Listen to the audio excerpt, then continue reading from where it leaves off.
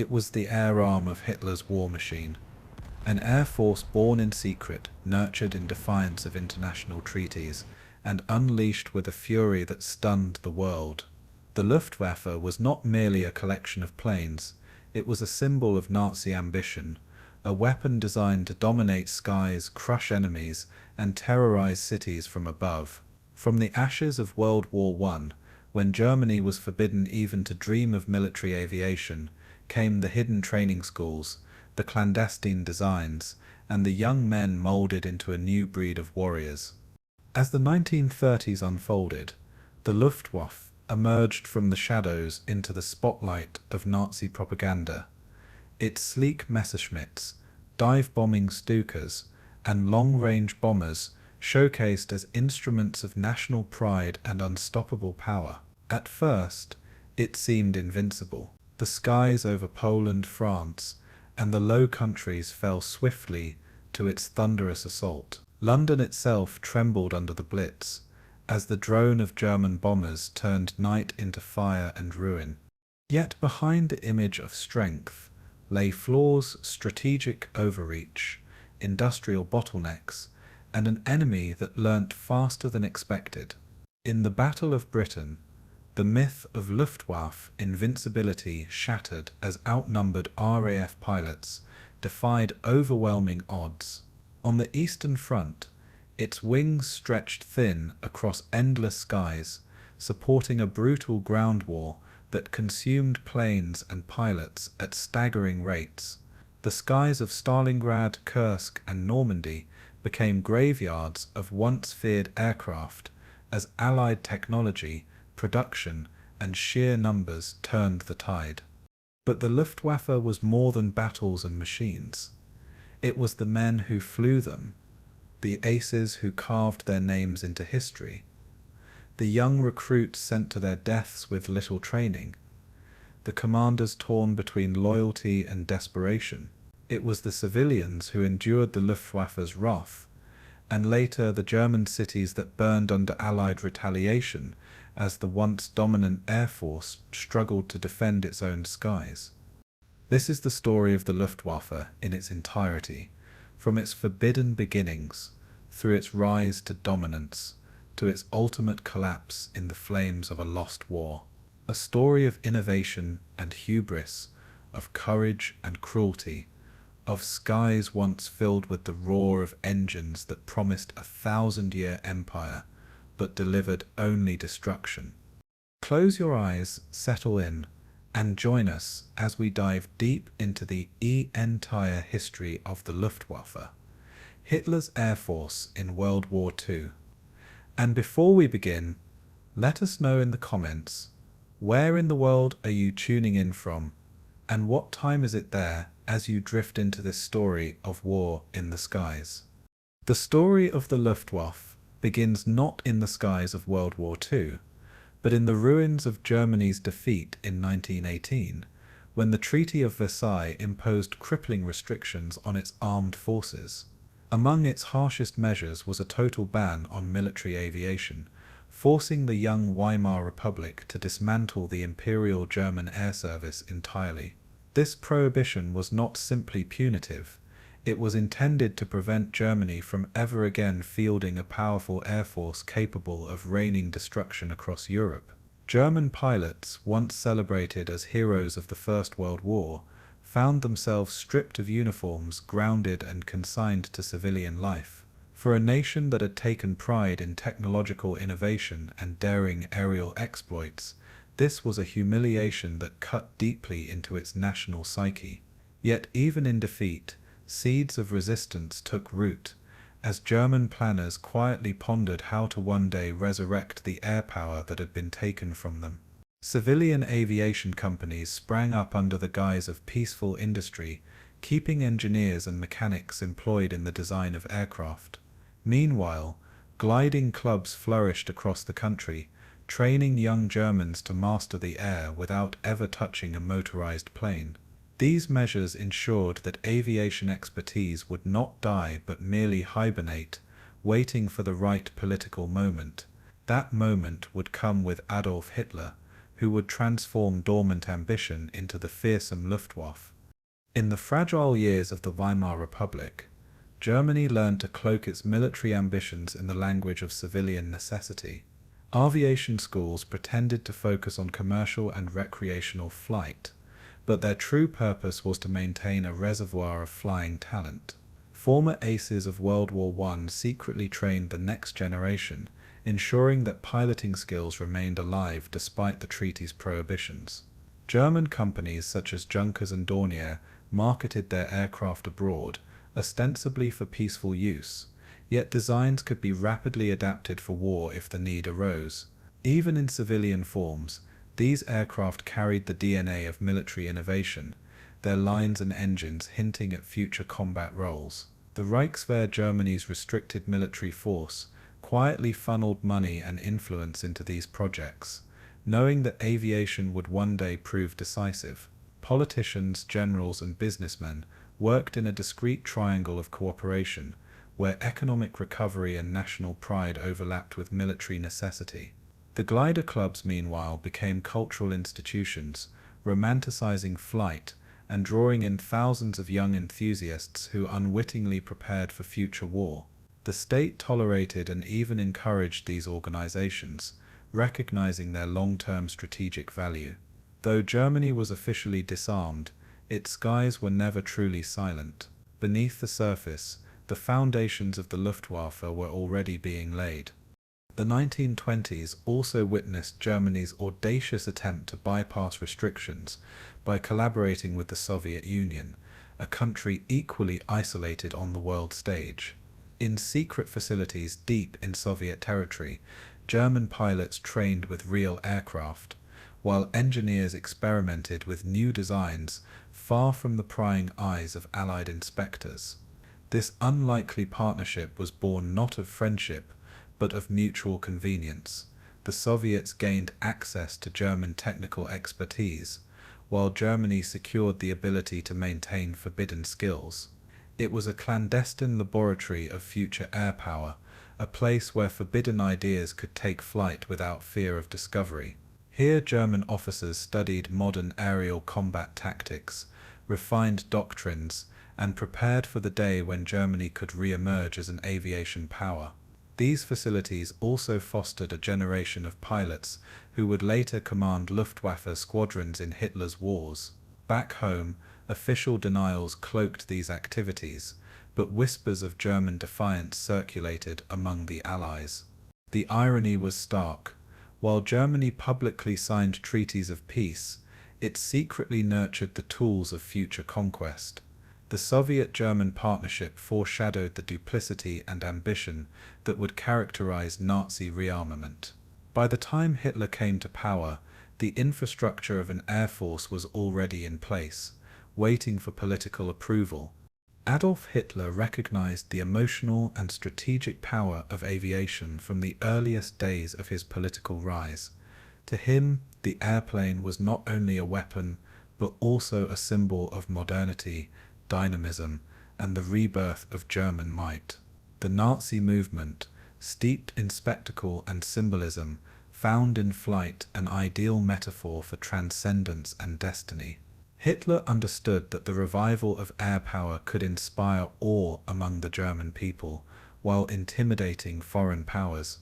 When he came to power in 1933, he moved swiftly to legalize what had long been an open secret. Germany's air force existed in embryonic form and was ready to expand. Within months, the Reich announced its intention to rearm, openly flouting Versailles and daring the world to intervene. The world's silence emboldened Hitler, who proclaimed the creation of the Luftwaffe in 1935, presenting it as a fait accompli. Hermann Göring, a decorated fighter ace of the First World War and loyal Nazi, was appointed commander-in-chief, giving the new air force a charismatic if flawed leader. Under Göring's watch, the Luftwaffe grew rapidly in size and prestige, becoming a central pillar of Nazi propaganda. Germany, once forbidden to touch the skies, now proclaimed its dominance above them. The rebirth of the Luftwaffe was not merely about numbers of planes or pilots.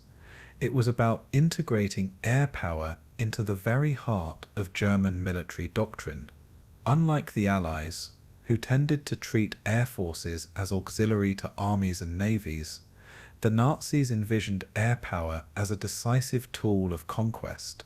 Blitzkrieg, the lightning war that stunned the world in 1939, was predicated on the idea that planes could cripple enemy defenses before ground troops advanced. The Luftwaffe became not just a branch of the military, but the spearhead of German strategy, designed to terrify opponents and overwhelm them with speed and coordination. This doctrinal emphasis ensured that resources were poured into aircraft production, pilot training, and tactical innovation.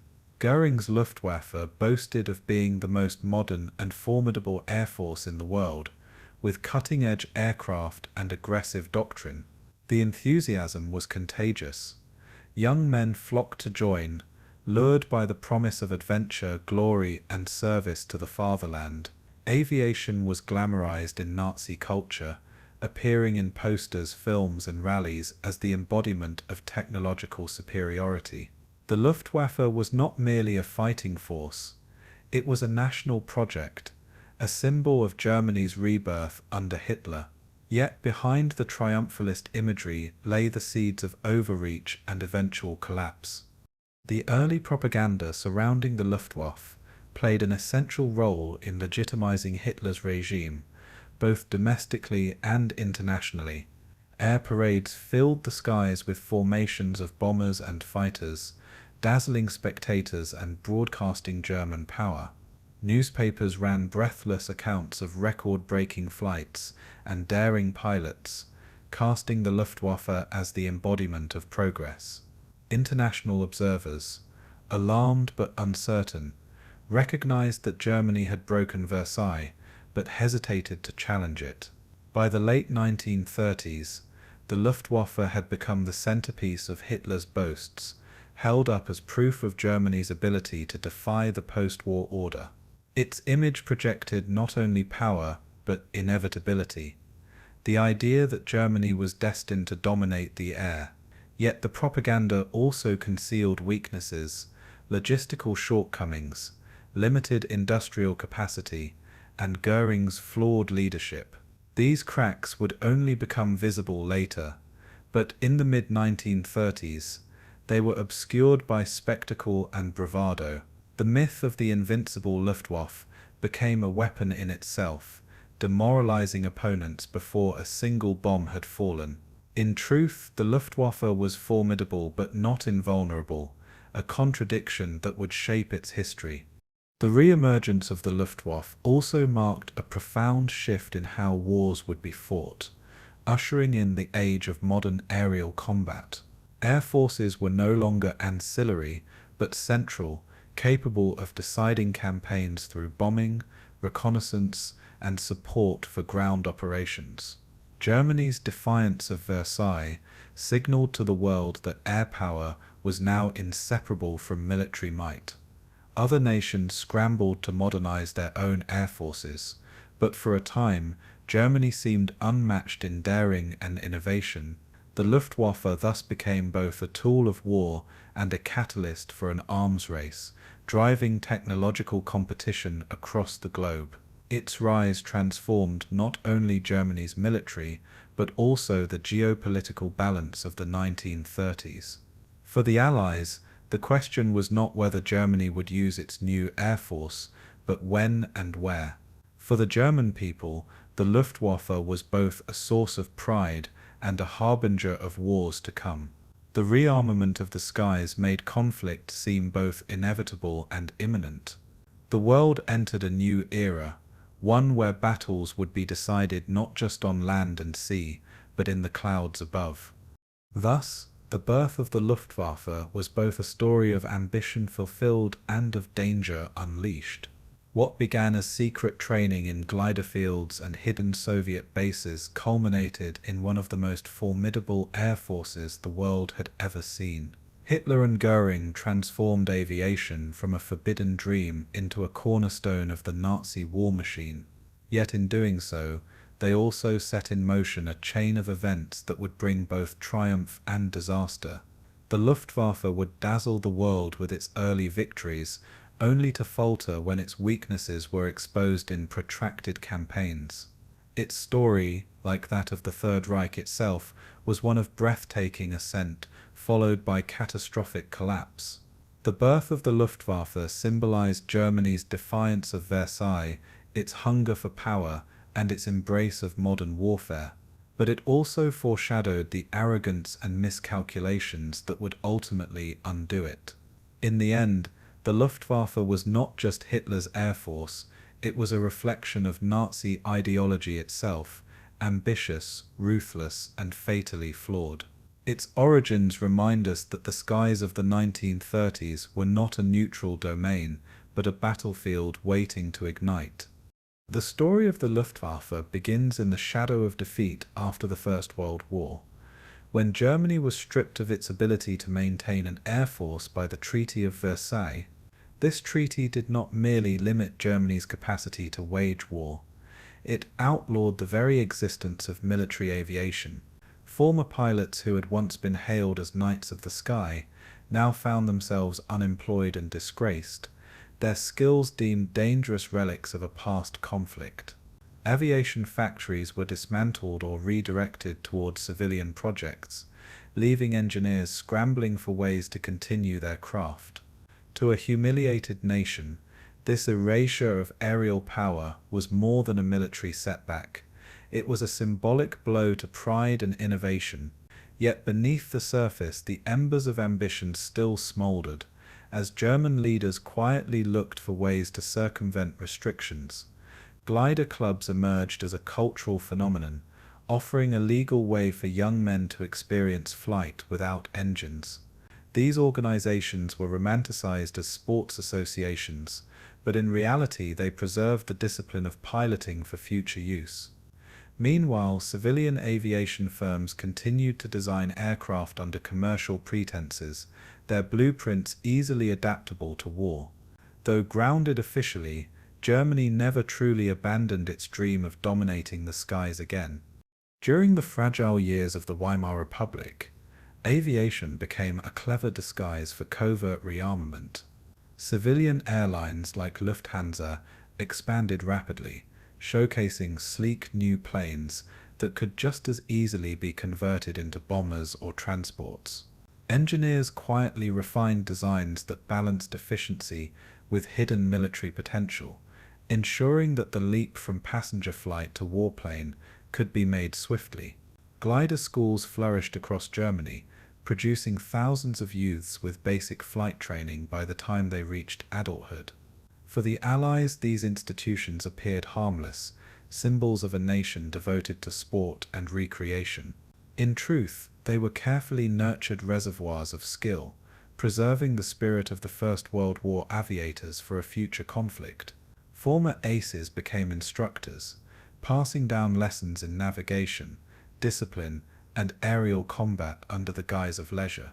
German authorities, though restricted, did little to suppress these developments, understanding their long-term strategic value.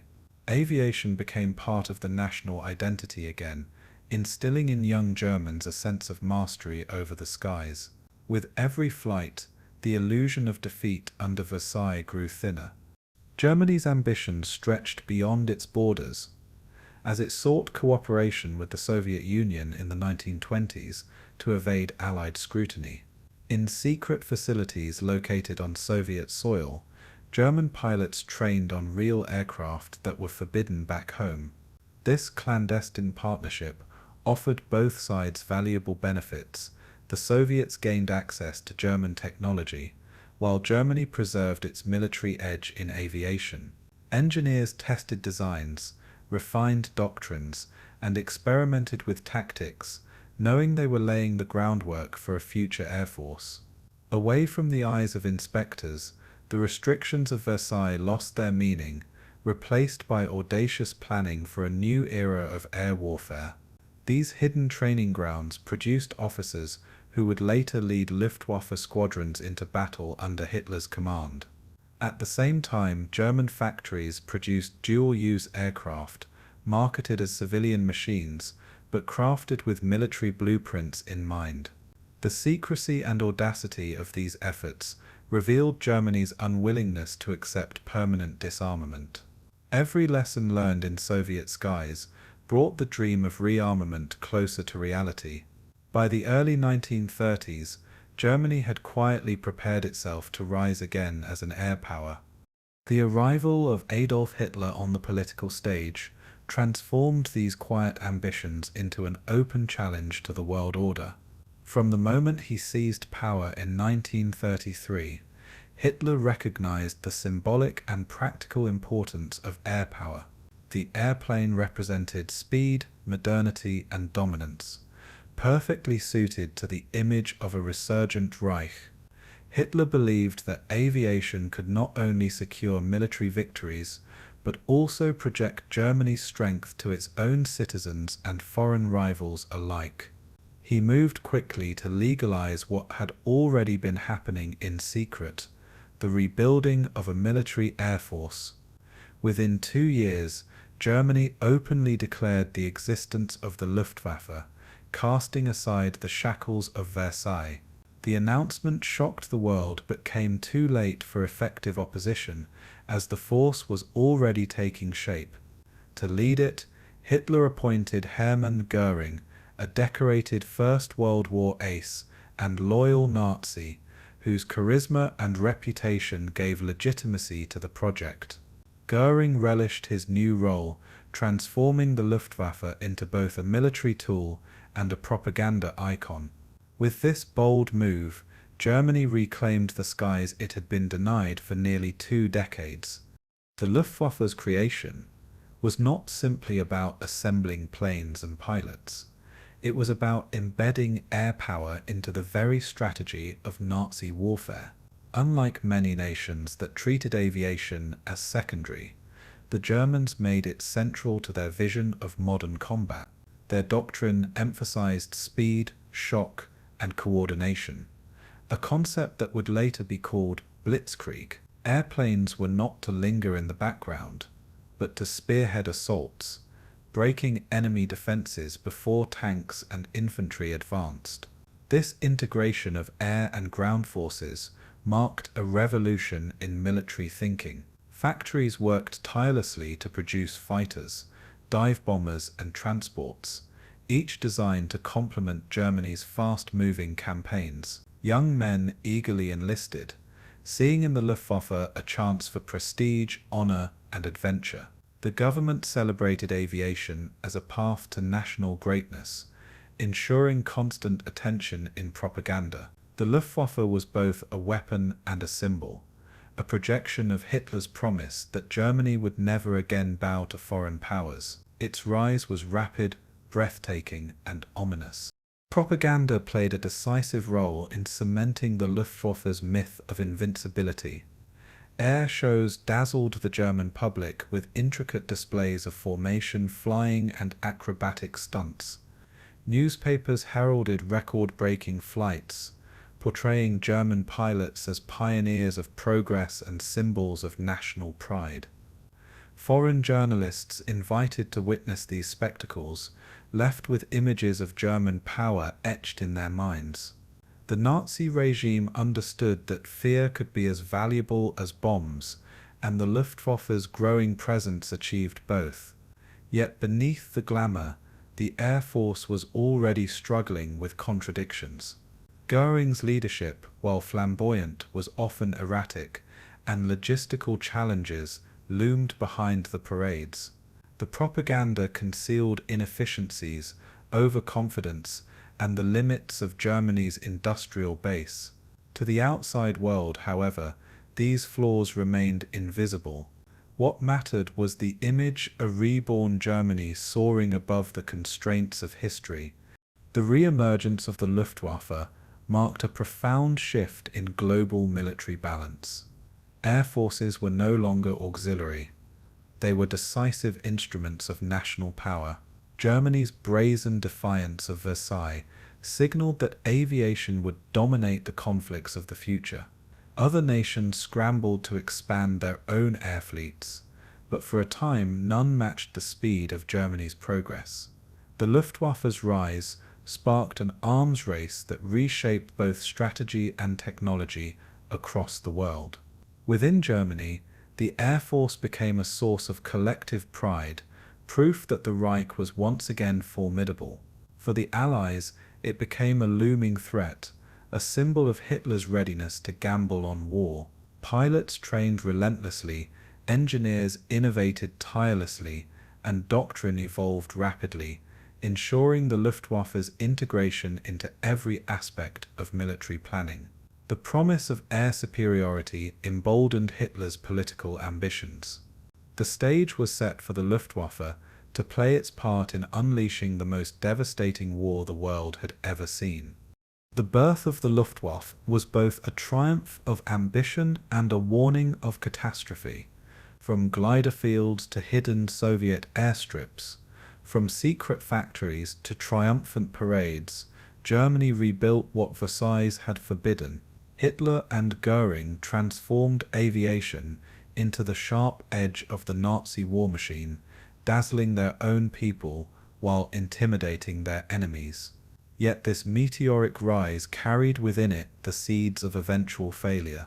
The Luftwaffe was built on propaganda as much as on steel, and its weaknesses would emerge in the unforgiving tests of war. Still, in the mid-1930s, its ascendancy seemed unstoppable, and its influence reshaped every calculation in Europe. The skies that had once symbolized defeat now proclaimed Germany's resurgence. The Luftwaffe was not just an air force, it was a promise of domination, a harbinger of battles to come. Its birth was a moment of national pride for Germany and a foreboding sign for the rest of the world. The storm clouds of global conflict gathered, and the Luftwaffe was destined to be at their center. When Adolf Hitler sought a leader for his new air force, he turned to Hermann Göring, a man whose reputation carried both prestige and flamboyance. Göring had been a decorated fighter ace in the First World War, earning fame as a successor to Manfred von Richthofen, the Red Baron, after taking command of the fabled Flying Circus. This wartime hero status made him a natural choice for Hitler, who valued symbols as much as substance. Göring brought with him not only military experience, but also political loyalty, having been one of the early members of the Nazi Party. By 1933, Göring's rise in the party had already made him a powerful figure, holding posts as Minister of the Interior in Prussia and later President of the Reichstag. His appointment as Commander-in-Chief of the Luftwaffe in 1935 formalized his dominance over Germany's skies. Göring's charisma and connections allowed him to attract talented officers, while his showmanship impressed the public. Yet beneath the surface, his leadership would prove riddled with indulgence, corruption, and poor decision-making. Still, in the early years, Göring embodied the Luftwaffe's spirit, bold, ambitious, and seemingly unstoppable. His leadership style, however, would shape the Air Force's destiny in both triumph and failure. The organizational structure of the Luftwaffe under Göring was designed to centralize power while ensuring tight alignment with Hitler's strategic vision. Unlike traditional military services, the Luftwaffe was conceived as a wholly independent branch, equal to the army and navy. Göring made sure it had its own bureaucracy, economic offices, and training systems, giving it autonomy from rival branches of the Wehrmacht. Within this structure, Göring placed loyalists in key positions, ensuring political loyalty often outweighed professional competence.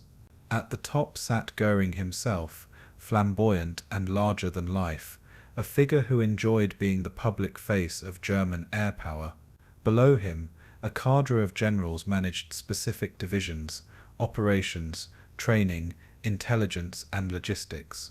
This system was meant to create efficiency, but it often fostered rivalry and inefficiency as Göring encouraged competition among subordinates.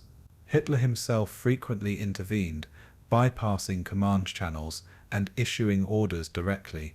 The result was a hybrid structure, at times highly innovative, and at other times paralyzed by politics. From the very beginning, the Luftwaffe was both a formidable force and a fragile institution. Several key personalities emerged in the Luftwaffe's leadership, each leaving a distinct mark on its development. General Walther Wever, the first Chief of Staff, advocated for a long-range strategic bombing doctrine, envisioning the Luftwaffe as capable of crippling enemy industries deep behind the front lines. His sudden death in a plane crash in 1936 marked a turning point, as his successors abandoned his vision in favor of tactical air support. Albert Kesselring, originally an artillery officer, became known for his organizational skill and later commanded Luftwaffe operations in multiple theaters with a reputation for pragmatism. Hugo Sperl emerged as a key commander during the Spanish Civil War, proving the effectiveness of dive bombers and close air support. Ernst Ueder, a former First World War ace, was placed in charge of technical development and procurement, where his enthusiasm for dive bombing profoundly shaped aircraft design. Yet Ueder's lack of administrative skill and later alcoholism weakened his effectiveness, contributing to technical shortcomings. Wilhelm Keitel and Hans Jeschonek also played critical roles in shaping operational doctrine, though their loyalty to Hitler often prevented independent strategic thinking. Each of these men brought strengths and weaknesses that defined the Luftwaffe's early trajectory. Their interplay with Göring's leadership determined both innovation and stagnation. Göring's leadership was as much about image as it was about substance, and he cultivated a persona designed to inspire awe and loyalty. He appeared in elaborate uniforms, adorned with medals and decorations, projecting himself as the embodiment of martial grandeur. Lavish banquets, hunting expeditions, and displays of wealth became hallmarks of his lifestyle, earning admiration from some and disdain from others. Within the Luftwaffe, he maintained loyalty by rewarding his officers with promotions, privileges, and access to the regime's resources. Göring excelled at public relations, appearing alongside Hitler at parades and air demonstrations, where his presence reassured the German people of the Luftwaffe's strength. His ability to charm Hitler ensured a direct line to the Führer, often bypassing other branches of the military. However, Göring's indulgences and distractions increasingly distanced him from the practical demands of leading an air force. Decisions were often delayed or made on impulse, guided more by vanity than strategy. This leadership style created an organization that could shine in early triumphs, but falter under prolonged pressure. Göring embodied both the glamour and the contradictions of the Luftwaffe itself. One of the Luftwaffe's defining features under Göring was its emphasis on tactical rather than strategic bombing, a decision shaped by internal leadership debates. Walther Wever's early death meant that his vision of a fleet of long-range bombers was abandoned. Instead, Ernst Ueder and Göring promoted the dive bomber, embodied in the iconic Junkers Ju-87 Stuka, as the centerpiece of the Luftwaffe's striking power. This decision was influenced by the belief that wars would be won through rapid, mobile campaigns rather than prolonged attrition.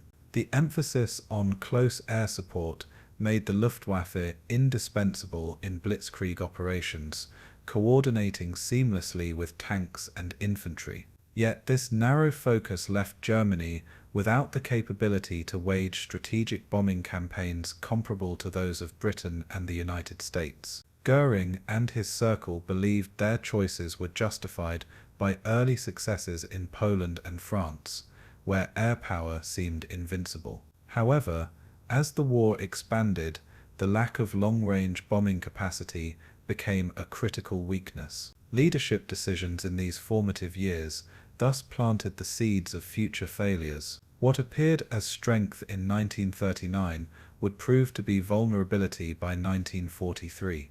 Despite its flaws, the Luftwaffe under Göring initially attracted some of the most talented officers and pilots of the era. Its rapid expansion created opportunities for ambitious men to rise quickly through the ranks. Training programs were rigorous, instilling both technical skill and ideological commitment. The Luftwaffe presented itself as an elite force, offering prestige and resources that set it apart from the army and navy. Göring's charisma, combined with Hitler's backing, created an atmosphere of excitement and confidence. Young Germans saw the Air Force as modern, glamorous, and central to the Reich's destiny. Pilots who had trained in glider clubs or abroad suddenly found themselves at the forefront of a powerful new institution. The leadership encouraged a sense of brotherhood, cemented by rituals, propaganda, and shared victories. This spirit of unity gave the Luftwaffe an edge in its early campaigns, when morale was as decisive as firepower. For a brief moment, the Luftwaffe seemed like the most dynamic arm of the German military machine. However, the Luftwaffe's leadership was increasingly plagued by internal rivalries and personal flaws. Göring's indulgence and vanity often clashed with the pragmatic needs of his subordinates. Ernst Ude's enthusiasm for dive bombing left other areas such as fighter development and logistics neglected. Hans Jessenek's unwavering loyalty to Hitler meant that dissenting voices within the general staff were suppressed. Kesselring and Spurler frequently found themselves improvising solutions in the field, compensating for the shortcomings of central leadership. Political loyalty often outweighed merit, with officers promoted for their devotion to Hitler rather than their strategic vision. Corruption also seeped into procurement and supply chains, weakening the efficiency of production. The result was a leadership corps that shone brightly in moments of triumph, but struggled when adversity mounted. These weaknesses were not immediately obvious, concealed by the stunning victories of 1939 and 1940, but as the war expanded, they became increasingly impossible to ignore. The Luftwaffe's leadership, shaped by Göring, was as much its Achilles heel as its strength. The rise of Göring and the personalities around him set the trajectory for the Luftwaffe's role in the Second World War. On the surface, it was a story of revival, innovation, and dazzling power, an air force reborn from the ashes of Versailles. Beneath the surface, however, it was a tale of vanity, rivalry, and missed opportunities. Göring's flamboyant leadership provided charisma but lacked discipline, leaving his subordinates to wrestle with contradictions in strategy and execution. The early focus on tactical bombing gave the Luftwaffe spectacular short-term successes, but crippled its long-term potential. Internal rivalries and personal failings created cracks that widened as the war grew longer and harsher. Yet in the mid-1930s, the Luftwaffe's leadership still appeared unshakable, projecting confidence and dominance across Europe. Its rise was celebrated as proof of Germany's resurgence and Hitler's genius. But in reality, the fate of the Luftwaffe was being shaped by choices that carried within them the seeds of collapse. In the story of Göring's leadership, triumph and tragedy were already intertwined.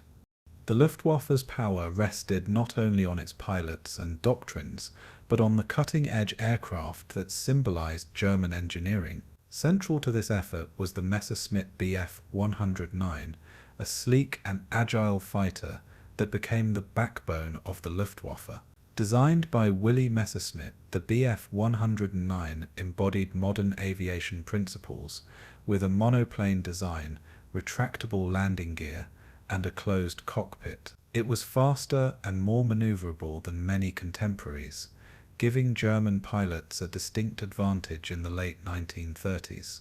The Bf 109 became synonymous with the Luftwaffe, participating in every major theatre of war. Its versatility allowed it to serve as an interceptor, escort, and even a fighter bomber when needed. Production scaled rapidly, and the aircraft's design was continuously updated to keep pace with enemy innovations. For German propaganda, the Bf 109 was more than a machine, it was a national icon. Its silhouette cutting across European skies became a symbol of Hitler's promise of domination. This fighter set the tone for the Luftwaffe's technological ambitions.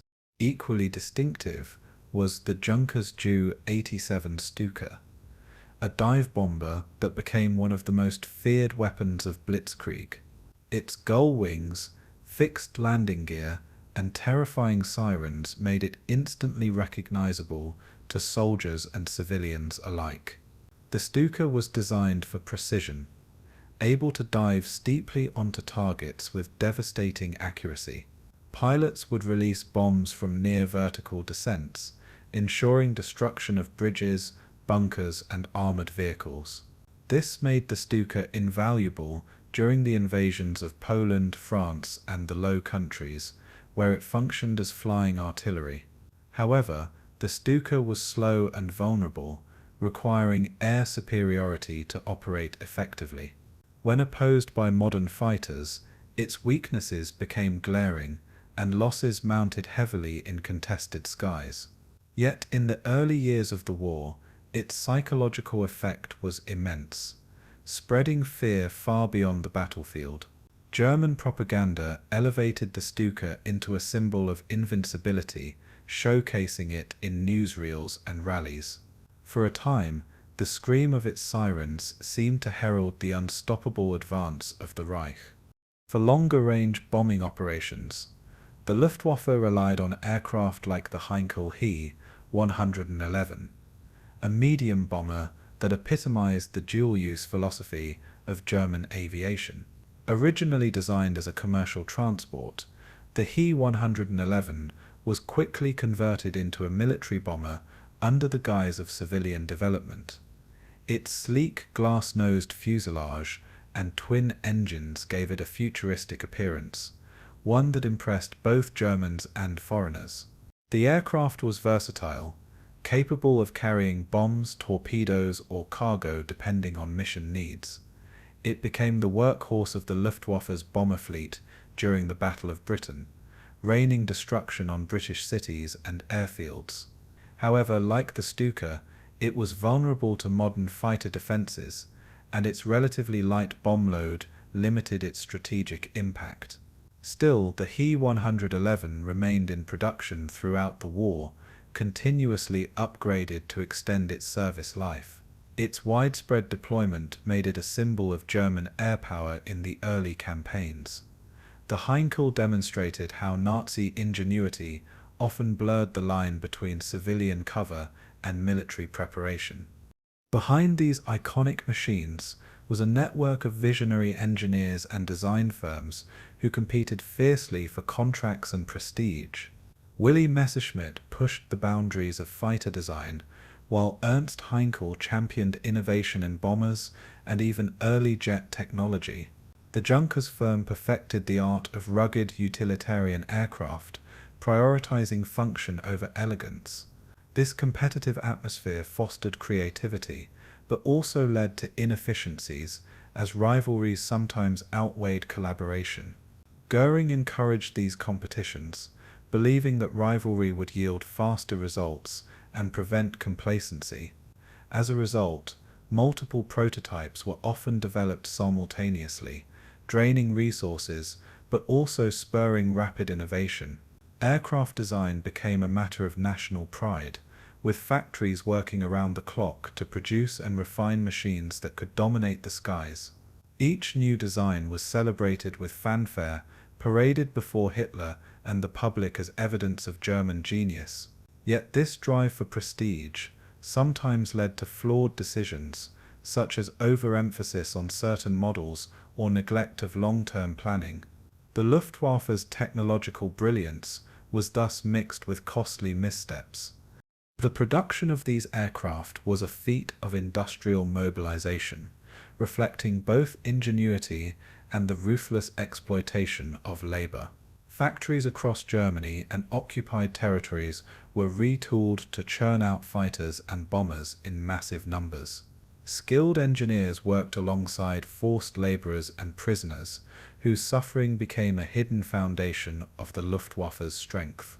Assembly lines were optimized for efficiency, with parts standardized for rapid repair and replacement.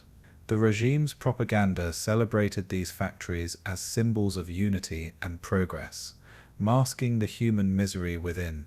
Production targets soared, and despite Allied bombing raids, Germany managed to keep its assembly lines running for much of the war. Yet shortages of raw materials and the inefficiency of relying on slave labor limited what could be achieved.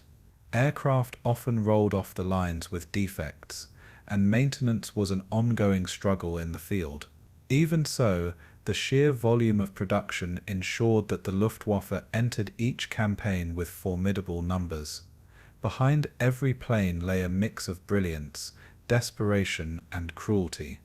Beyond fighters and bombers, the Luftwaffe also invested in transport and reconnaissance aircraft, recognizing their importance to mobile warfare.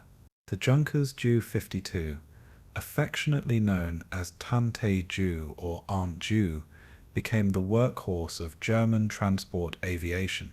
It carried paratroopers, supplies, and equipment, proving indispensable during early campaigns like Norway and Crete.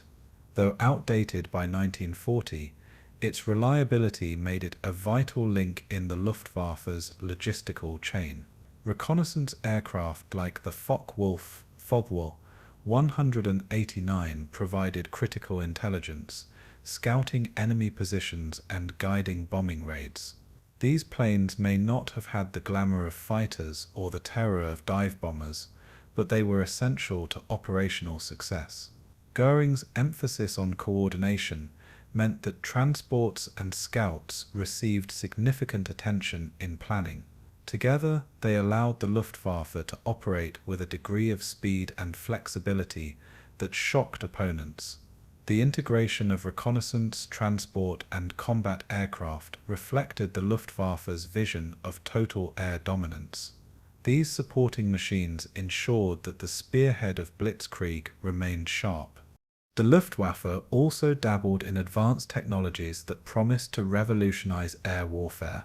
Jet propulsion experiments led to designs like the Messerschmitt Me 262, the world's first operational jet fighter. Rocket-powered aircraft, such as the Messerschmitt Me 163, hinted at even greater possibilities, though practical limitations plagued their development. Guided bombs and long-range missiles were tested, showcasing Germany's desire to leap ahead technologically. These innovations were years ahead of their time, but they were introduced too late and in too few numbers to change the course of the war. The obsession with experimental projects also diverted resources from more practical needs, weakening production of proven aircraft. Hitler's fascination with wonder weapons only worsened this imbalance, as he pressured designers to pursue grandiose projects at the expense of immediate requirements. Nevertheless, the Luftwaffe's technological daring left a lasting legacy, influencing post-war aviation worldwide. Engineers who survived the war carried their knowledge into new programs in the United States and Soviet Union. The seeds of the jet age were planted in the laboratories and factories of the Third Reich, but for the Luftwaffe, these breakthroughs came as a promise unfulfilled. The development of Luftwaffe aircraft was a story of brilliance, ambition, and contradiction. The Bf 109 and Stuka embodied tactical dominance in the early years, while the He 111 and Ju-52 symbolized versatility and endurance. German engineers consistently pushed boundaries, producing designs that stunned allies and rivals alike. Yet the obsession with prestige projects, coupled with inefficient leadership and industrial constraints, limited the full potential of this innovation. For every success in design, there were failures in strategic vision, as the Luftwaffe remained tied to short-term goals. The reliance on forced labor stained every triumph with suffering and injustice. Propaganda turned these planes into icons of power, but their weaknesses grew apparent as the war dragged on. In the skies of Europe, the Luftwaffe's technology carried Germany to its greatest victories and its bitterest defeats. The machines themselves reflected the duality of Nazi Germany, dazzling innovation, wrapped in a system of brutality. They were both marvels of engineering and instruments of oppression, destined to rise and fall with the Reich itself. The term Blitzkrieg, or lightning war, became synonymous with the terrifying speed and coordination of German military campaigns at the start of the Second World War. Central to this revolutionary concept was the Luftwaffe, whose aircraft paved the way for ground forces by smashing defenses and sowing chaos behind enemy lines. Unlike the static trench warfare of 1914-1918, Blitzkrieg depended on mobility, shock, and surprise, and the Air Force was the spearhead of this doctrine.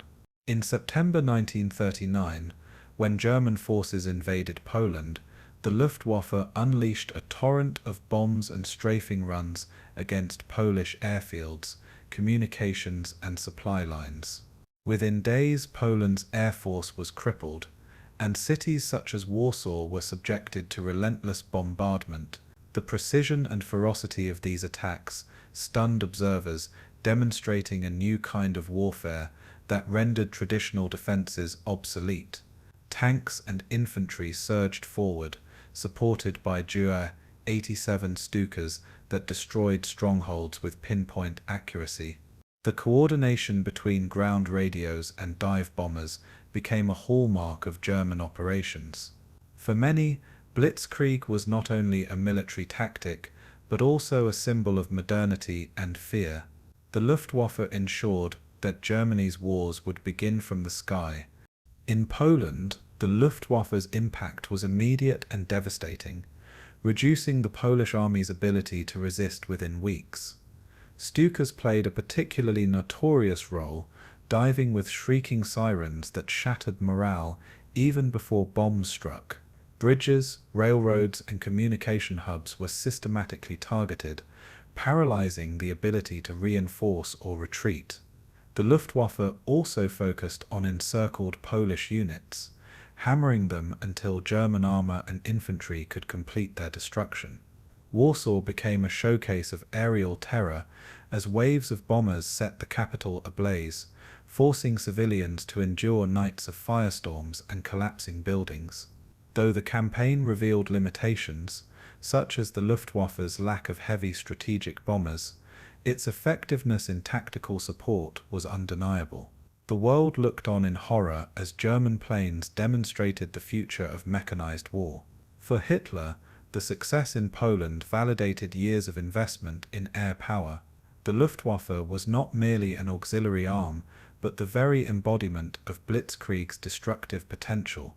In just over a month, Poland had fallen and the Luftwaffe stood triumphant as the cutting edge of conquest. Following Poland, the Luftwaffe turned its attention to the north, where Germany launched campaigns in Norway and Denmark in April 1940. These invasions highlighted the flexibility of air power, as aircraft transported paratroopers and supplies across vast distances.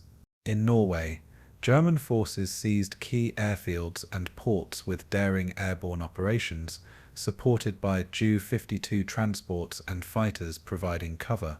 The rugged terrain and scattered defenses made air mobility crucial, allowing small German units to outmaneuver larger enemy forces.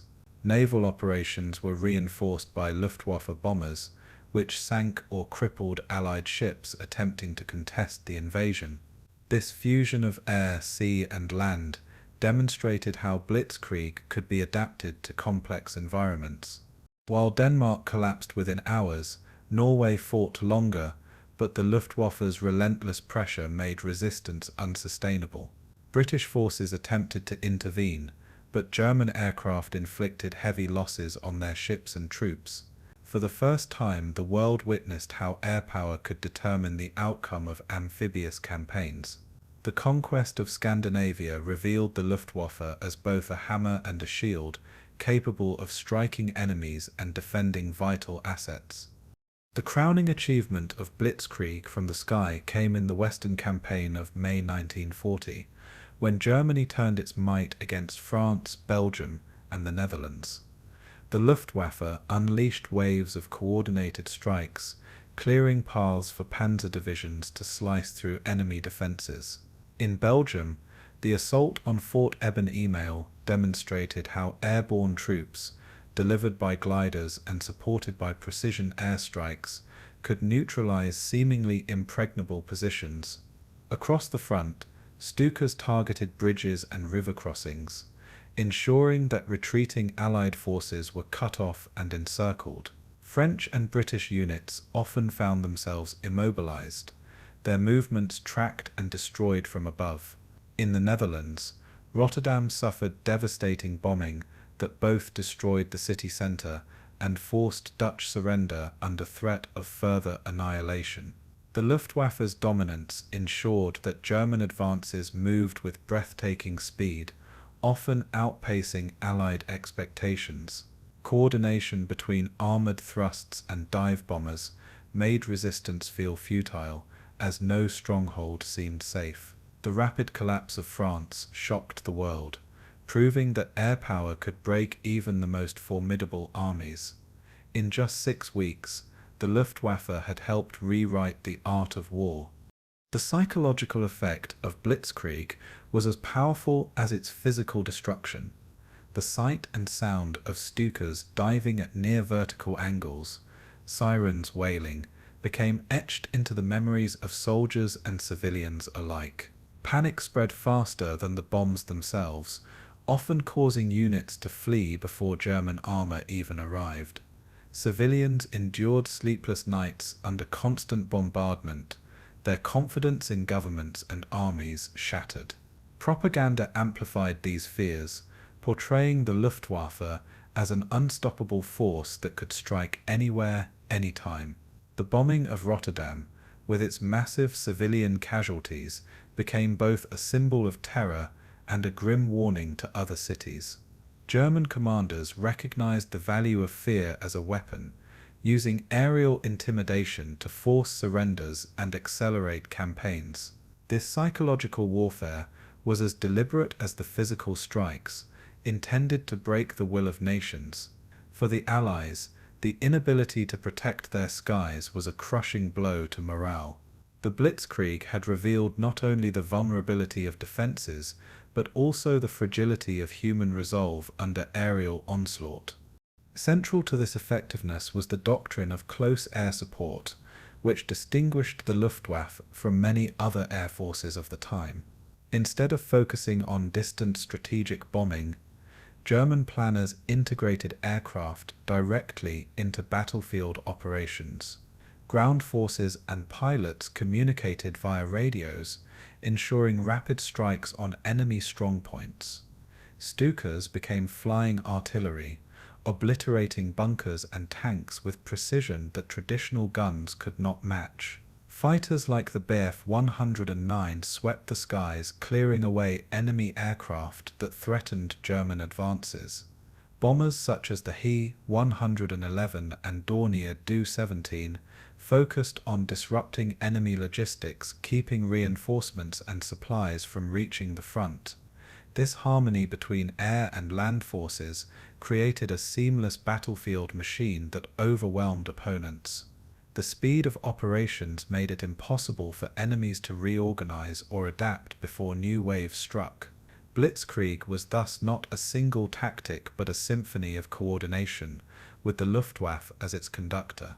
In the campaigns of 1939 and 1940, this orchestra played with devastating effect. Yet, even in the midst of triumph, the Luftwaffe's limitations became apparent. The reliance on medium bombers meant that long-range strategic targets could not be effectively struck, a weakness that would haunt Germany later. Aircraft losses, though manageable in the short campaigns, began to highlight the strain of constant operations. The Stuka, so effective against poorly defended enemies, suffered heavily when confronted by modern fighters like the British Spitfire. Logistical challenges also emerged, as supplying fuel, munitions, and spare parts for fast-moving armies proved increasingly complex. Nevertheless, the speed of victory often masked these problems, creating a dangerous illusion of invincibility. Göring boasted of an air force that could conquer Europe, while Hitler interpreted early victories as validation of his destiny. The world, however, began to take note of these cracks beneath the surface. Analysts in Britain and America studied German tactics carefully, determined to find weaknesses in the system. For now, though, the Luftwaffe basked in the glory of unbroken triumph. The legend of Blitzkrieg was firmly established. By the summer of 1940, the Luftwaffe had helped deliver a string of stunning victories that reshaped the map of Europe. From Warsaw to Rotterdam, from Oslo to Paris, German planes had dictated the rhythm of war with terrifying efficiency. Blitzkrieg from the sky seemed unstoppable, its blend of speed, shock, and coordination unmatched by any opponent. Civilians across Europe learned to fear the scream of engines overhead, while armies struggled to find effective counters.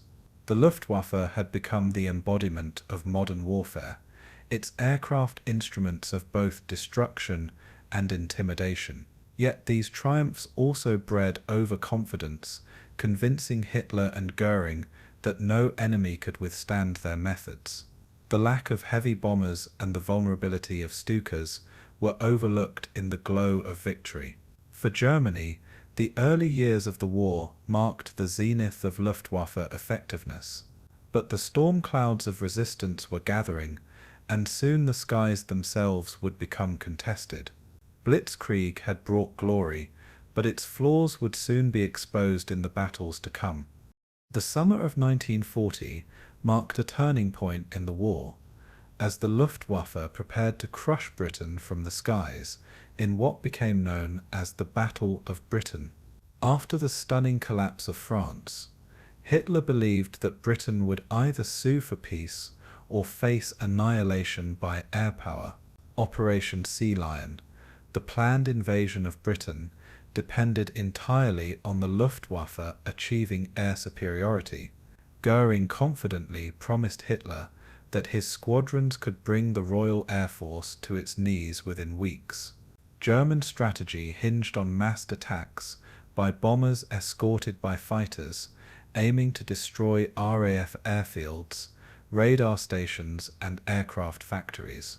The Luftwaffe assembled more than 2,000 aircraft, including Heinkel He-111C, Dornier Do 17S, Junkers Ju 87 Stukas, and the Messerschmitt Bf 109 fighter. Across the Channel, the RAF fielded fewer planes but had the advantage of defending home soil. For Britain, the battle was not merely military, it was existential, a fight for survival against the spectre of invasion. Winston Churchill's speeches prepared the nation, warning of the storm to come. In July 1940, the Luftwaffe began its assault on the skies of England. At the heart of Britain's defence was a revolutionary system that gave the RAF a decisive edge: radar. Known as the Chain Home Network, radar stations stretched along the British coastline, detecting incoming raids and allowing fighter command to scramble interceptors with precision timing. This system, coordinated by Air Chief Marshal Hugh Dowding, created an integrated defence that maximised limited resources. Unlike the Germans, who relied on visual spotting and radio communication, the British could track enemy formations long before they crossed the coast. Radar meant that RAF squadrons did not waste fuel patrolling aimlessly, but instead launched directly into the path of attackers. It also enabled commanders to rotate squadrons, preserving strength over months of attrition. Göring underestimated radar's importance, dismissing it as insignificant and failing to destroy it effectively. The Luftwaffe soon realized that every raid was met with uncanny precision by British fighters. This invisible web of detection and coordination became one of the defining factors of the battle. It turned Britain's skies into a battlefield where every German move could be anticipated. The initial Luftwaffe strategy focused on attacking shipping in the Channel, known as the Kanalkampf, designed to lure out the RAF and weaken its forces. Convoys suffered heavy losses as Stukas and bombers targeted merchant vessels, while British fighters engaged in constant skirmishes. Though costly for both sides, this phase allowed the RAF to sharpen its tactics and test the limits of German coordination.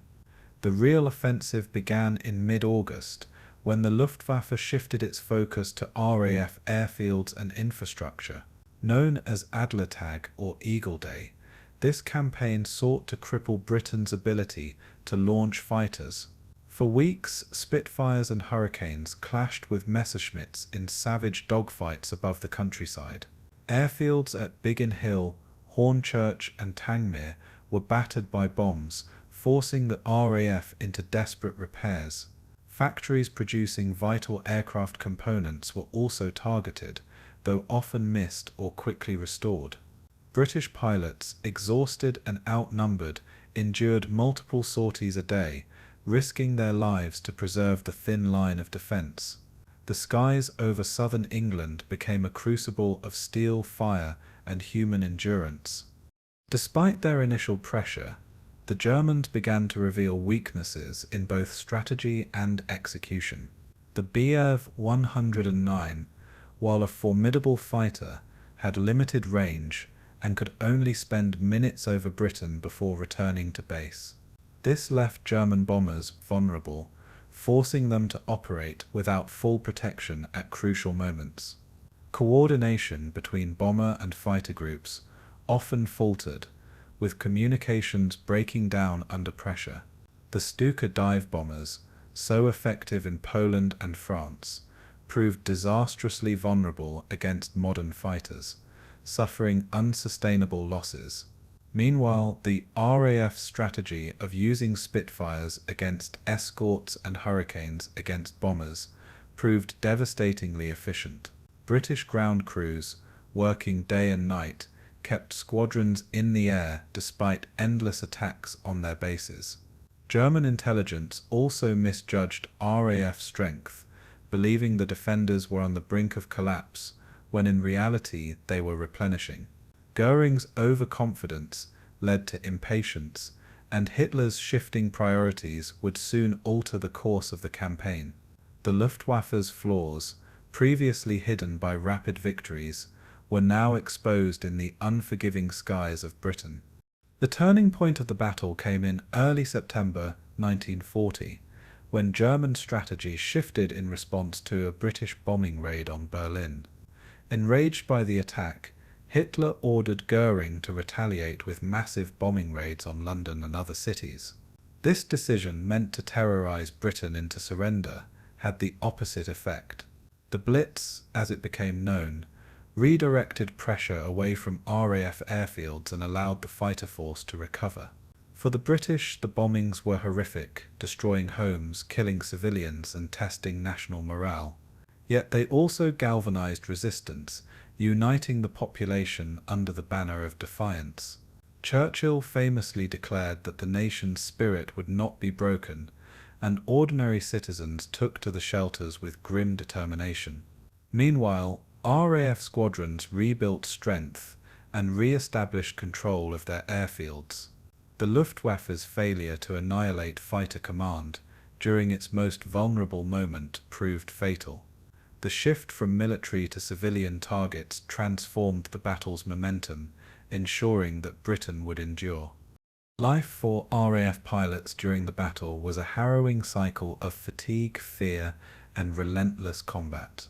Many were young men barely out of training, facing overwhelming odds against experienced German aces. They often flew multiple missions in a single day, with only minutes of rest between sorties. Casualties were heavy, and the sight of empty chairs in squadron mess halls was a daily reminder of the cost. Yet camaraderie and determination sustained them, reinforced by the knowledge that they were defending their homes and families. For the Luftwaffe pilots, the campaign was equally grueling, with long flights over hostile territory and the constant threat of capture if shot down. The psychological strain on both sides was immense, but the difference lay in purpose.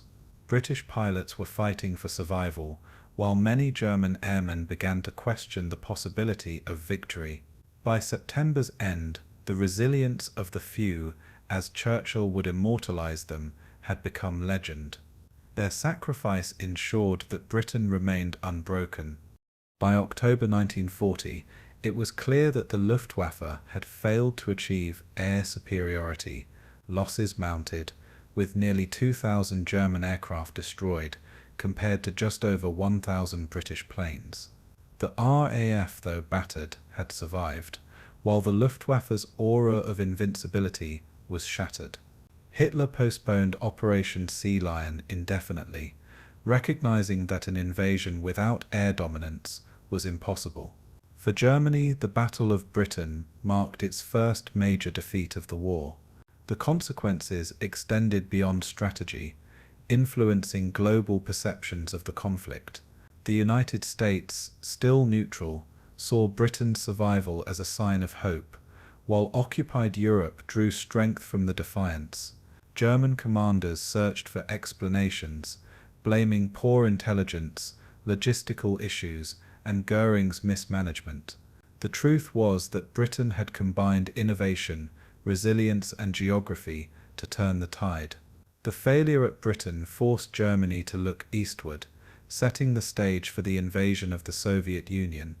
The Battle of Britain remains one of the most studied air campaigns in history, a clash of technology, strategy, and human willpower.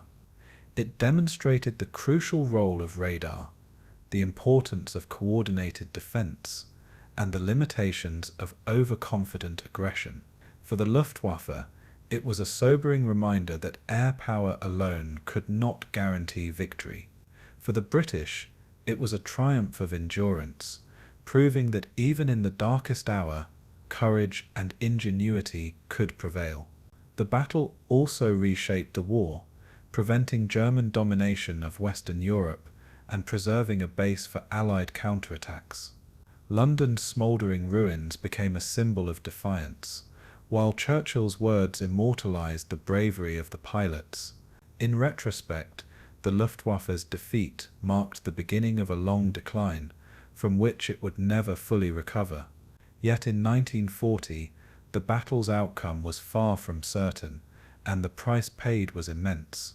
The skies over England bore witness to a drama of fire, steel, and sacrifice that defined a generation. The Luftwaffe had met its match, and the world took notice. The Mediterranean theatre presented the Luftwaffe with both immense opportunities and daunting challenges. After Italy's entry into the war in June 1940, German planners recognized that securing North Africa was vital for controlling supply lines and threatening British dominance. The British bastion of Malta became a thorn in the side of Axis ambitions, serving as a launch point for attacks on convoys bound for Rommel's Afrika Korps. To support their Italian allies, the Luftwaffe redeployed squadrons of bombers, fighters, and transport aircraft to Sicily and North Africa. The hot, arid climate was unfamiliar to German crews accustomed to European conditions, demanding new adaptations in maintenance and operations. Sandstorms, extreme heat, and limited infrastructure made flying and servicing planes a constant struggle. Yet the Luftwaffe's presence was critical, enabling Rommel's daring advances deep into Egypt. The Mediterranean skies quickly became a battleground, with RAF squadrons operating from Malta and Egypt challenging German supply routes. For the Luftwaffe, the campaign was not just about dogfights, but also about ensuring fuel, ammunition, and food reached Rommel's front lines. Air power became the lifeline of desert warfare, shaping the course of battles across the dunes. Malta stood at the center of the Luftwaffe's Mediterranean strategy, its location allowing British aircraft and submarines to intercept Axis convoys. The island became one of the most heavily bombed places of the war, enduring relentless raids from German and Italian aircraft. Stuka's and Juka's 88 bombers pounded the harbors, airfields, and civilian infrastructure in an attempt to neutralize the threat. The defenders flying Hurricanes and later Spitfires fought doggedly despite overwhelming odds. Malta's anti-aircraft batteries created a deadly curtain of fire that inflicted steady attrition on German formations. For the civilian population, life became a daily struggle of survival, living in caves and shelters during ceaseless bombardments. Despite extraordinary pressure, Malta refused to yield, earning the George Cross as a symbol of resilience. The Luftwaffe's failure to subdue Malta meant that Axis supply convoys continued to face crippling losses. Every ship that sank starved Rommel's Afrika Korps of vital resources. In this way, the struggle over Malta became as decisive as any desert battle. Supporting Rommel's Afrika Korps required extraordinary coordination between air and sea operations. German transport planes, such as the WW2, ferried fuel, ammunition, and spare parts across the Mediterranean, often under fire from British fighters. Convoys escorted by the Luftwaffe braved constant attacks from submarines, surface ships, and RAF bombers. Despite these efforts, the supply line was always fragile, with losses mounting and deliveries falling short of needs. Rommel frequently complained that his armored thrusts were dictated less by strategy than by how much fuel reached the front. The Luftwaffe attempted to provide close air support to compensate, flying ground attack missions against British tanks and artillery. However, the vast distances of the desert made sustained air coverage difficult, with aircraft often operating at the edge of their range. Desert heat-strained engines, clogged filters, and wore-down machines at an alarming rate. Ground crews worked in brutal conditions, improvising repairs with limited tools and spare parts. Keeping the Luftwaffe in the fight in North Africa was as much a logistical miracle as it was a tactical endeavor. Combat over the desert developed its own unique characteristics, shaped by geography and climate. Pilots navigated by landmarks, sun angles, and even the stars, as compasses often failed under magnetic distortions.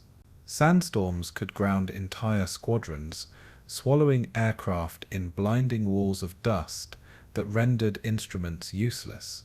Visibility, when clear, was infinite, leaving formations exposed against the blue sky without cover.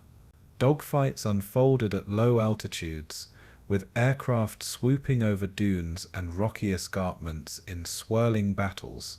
German Bf 109 SES performed well against British Hurricanes and later Spitfires, but the distances meant precious fuel was always a concern.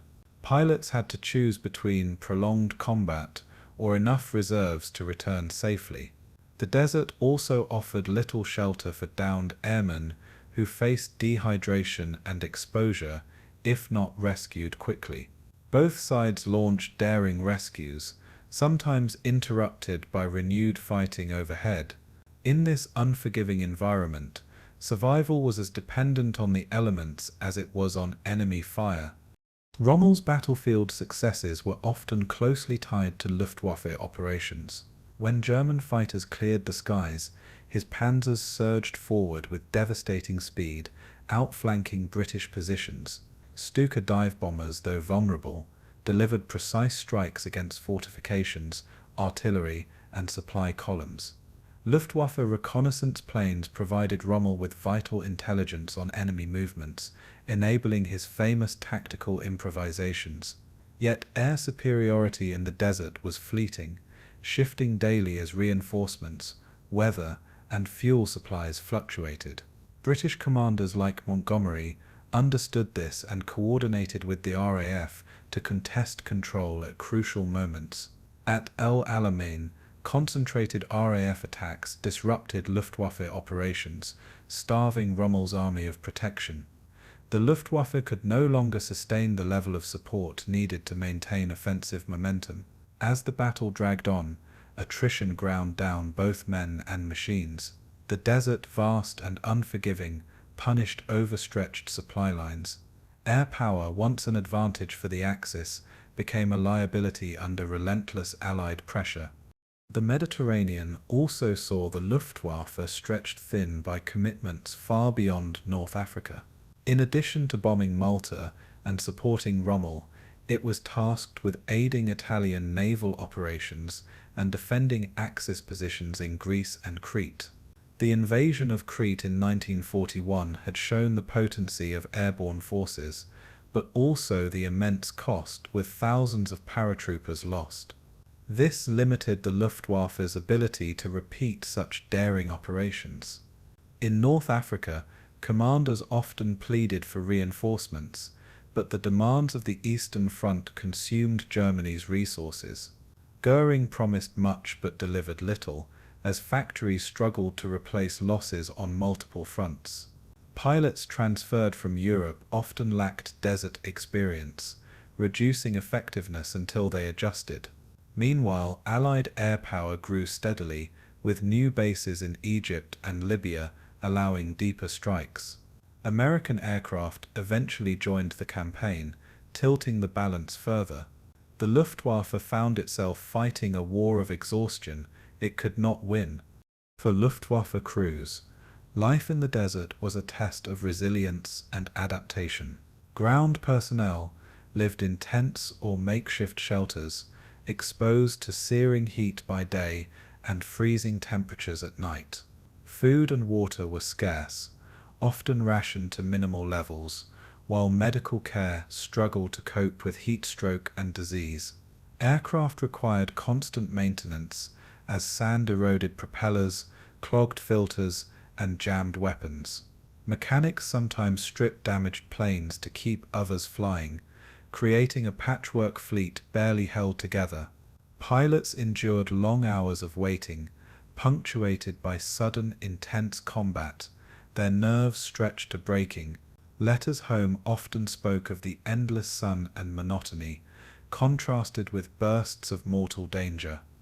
Some crews found camaraderie in adversity, forging bonds that carried them through hardship. Others succumbed to despair, as losses mounted and victories grew rare. The desert war was as much psychological as physical, testing endurance in every dimension. By 1943, the Luftwaffe's role in North Africa had dwindled to a desperate defense against overwhelming Allied superiority. The fall of Tunisia marked the end of Axis ambitions in Africa, with thousands of German troops captured and their airfields seized. For the Luftwaffe, the Mediterranean campaign had been a costly diversion that drained resources from other fronts. Despite moments of brilliance, such as daring strikes against convoys and effective support for Rommel, the structural weaknesses were clear. Supply shortages, divided commitments, and the inability to maintain air superiority doomed the effort. The lessons of desert warfare highlighted the limits of German air power when stretched across vast distances. For the Allies, it was proof that combined naval, air, and ground coordination could overcome even skilled opponents. The Luftwaffe, once feared across Europe, now faced a decline from which it would not recover. Its reputation as an unstoppable force had been eroded in the sands of North Africa. The Mediterranean skies closed as another chapter of defeat in Hitler's war. When Operation Barbarossa began in June 1941, the Luftwaffe unleashed one of the most devastating opening assaults in aviation history. Hundreds of German aircraft swept across the dawn skies, striking Soviet airfields with precision and ferocity. Within days, thousands of Soviet planes were destroyed on the ground, many before their pilots even reached their cockpits. German air superiority seemed absolute, giving the Wehrmacht unprecedented freedom to advance deep into Soviet territory. Reconnaissance squadrons charted enemy movements, while Stukas dove relentlessly on tanks, artillery, and bridges. The Red Army, stunned and disorganized, reeled under the weight of coordinated ground and air assaults. Luftwaffe pilots returned from missions reporting almost no resistance, boasting of entire Soviet formations shattered in hours. The scale of destruction appeared to validate German confidence in Blitzkrieg tactics, this time extended across a continent. In the summer of 1941, it seemed as though the skies of the East belonged entirely to Hitler's Air Force. Yet this early triumph masked the immense challenges still to come. The Luftwaffe's dominance in the opening weeks was not simply due to superior machines, but also to rigorous planning and experience. German pilots had already honed their skills in Poland, France, and the Battle of Britain, emerging as some of the most battle-tested aviators of the war. Their Soviet opponents, by contrast, suffered from outdated aircraft designs, poor training, and rigid command structures that hampered flexibility. Luftwaffe bombers struck deep into Soviet supply lines, severing railroads, destroying depots, and isolating entire armies. Stuka squadrons became infamous for their screaming sirens and precision, terrorizing soldiers and civilians alike. The coordination between ground units and air support allowed German armor to move at unprecedented speed. Entire Soviet divisions collapsed as Luftwaffe bombers pinned them down for encirclement, yet behind the brilliance of the initial campaign, cracks already appeared in German logistics. The distances were far greater than in previous campaigns, stretching fuel, spare parts, and manpower thin. The Luftwaffe was about to discover the vastness of Russia was its own formidable opponent. By autumn 1941, as the Wehrmacht closed in on Moscow and Leningrad, the Luftwaffe's mission shifted from dominance to endurance. The number of sorties increased, but so did the wear on aircraft engines and the exhaustion of pilots. Soviet defenses stiffened, with new aircraft like the Yak-1 and MiG-3 entering service in larger numbers. Soviet anti-aircraft batteries, hastily constructed, grew more effective in shielding critical targets. Air battles over Moscow became fiercer, with Soviet pilots flying with a new determination born from desperation. The Luftwaffe now faced an enemy learning, adapting, and growing stronger with each engagement. Supply shortages began to bite, with fuel convoys delayed and spare parts scarce in the freezing mud. German airfields, hastily built on captured ground, lacked proper infrastructure for winter operations. Snow-clogged runways, and mechanics worked with frozen hands to keep machines flying. What began as a campaign of overwhelming dominance slowly turned into a struggle for sustainability. The siege of Leningrad presented one of the Luftwaffe's most prolonged and brutal commitments. Bombers targeted food depots, rail links, and civilian shelters in an attempt to starve the city into submission. For months, German aircraft circled overhead, dropping thousands of tons of explosives on a trapped population. The terror from the skies compounded the misery of hunger, disease, and freezing winters. Soviet anti-aircraft gunners fought back with determination, sometimes bringing down bombers with sheer volume of fire. For Luftwaffe crews, the missions grew increasingly perilous, with losses mounting as resistance stiffened. The attrition on both sides turned the skies above Leningrad into a theater of relentless suffering. Despite immense destruction, the city endured, defying Hitler's demand for its annihilation. The Luftwaffe discovered that sheer bombing could not break Soviet willpower. The failure to crush Leningrad symbolized the limits of German air power in the face of stubborn resistance. At Stalingrad, the Luftwaffe was once again called upon to play a decisive role, this time in one of the war's most infamous battles. Initially, German bombers unleashed a devastating raid that reduced much of the city to rubble. Streets became infernos of twisted steel and burning buildings, killing thousands of civilians in a single day. The destruction, however, created a maze of ruins perfect for Soviet defenders to exploit. As the battle descended into brutal urban combat, the Luftwaffe provided close support to German infantry. Stukas dropped bombs only meters ahead of advancing troops, while fighters strafed Soviet positions hidden among the debris. Yet as the encirclement tightened around the German Sixth Army, the Luftwaffe faced its most impossible task.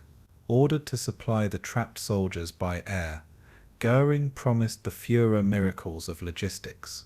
Reality proved catastrophic, with supplies falling far short and planes shot down in droves.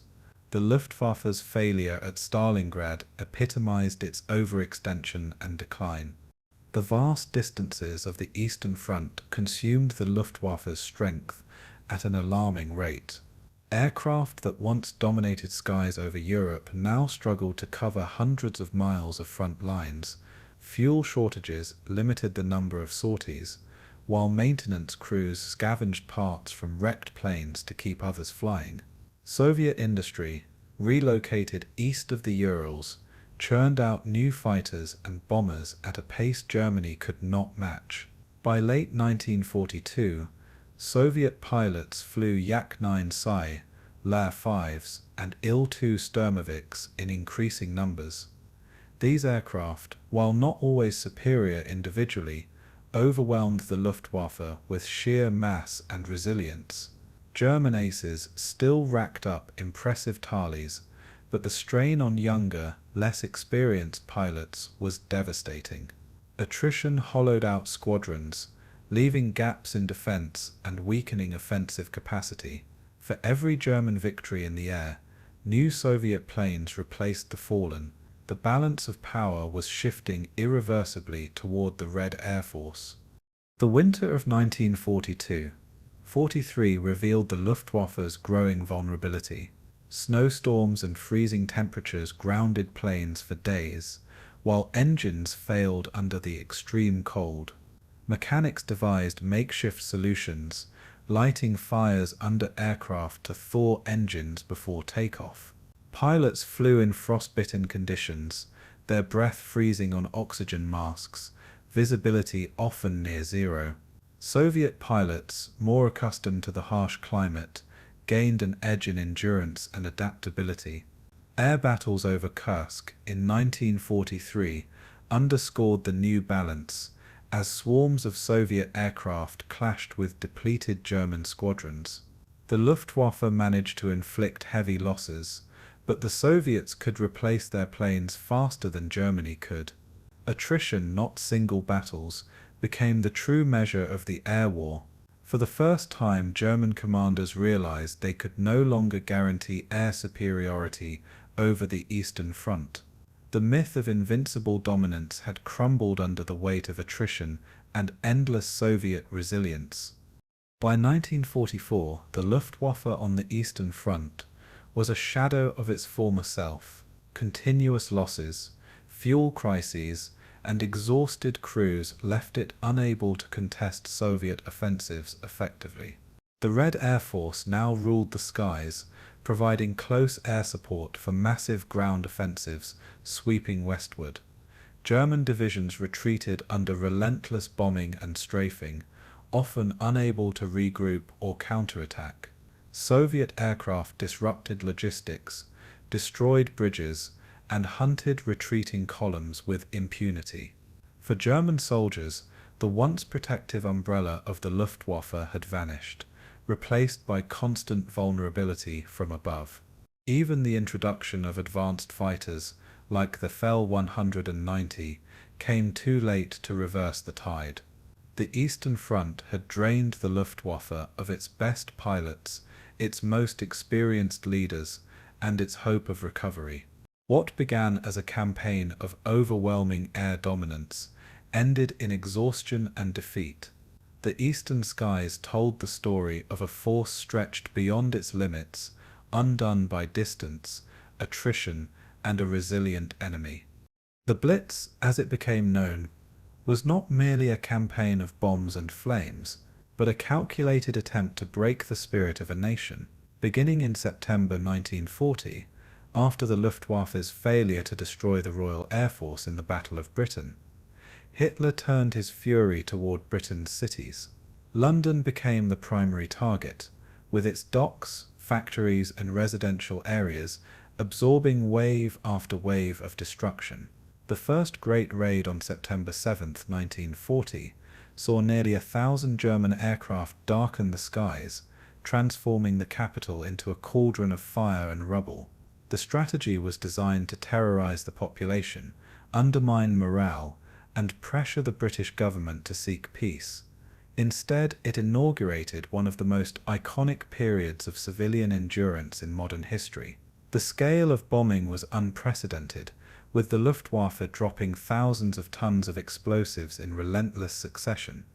Londoners found themselves living by the rhythms of air raid sirens, blackouts, and the nightly dash to underground shelters. The Blitz was meant to be swift and decisive, but instead it stretched into months of unyielding hardship. Its legacy would come to symbolize both the destructive reach of air power and the resilience of those it sought to crush.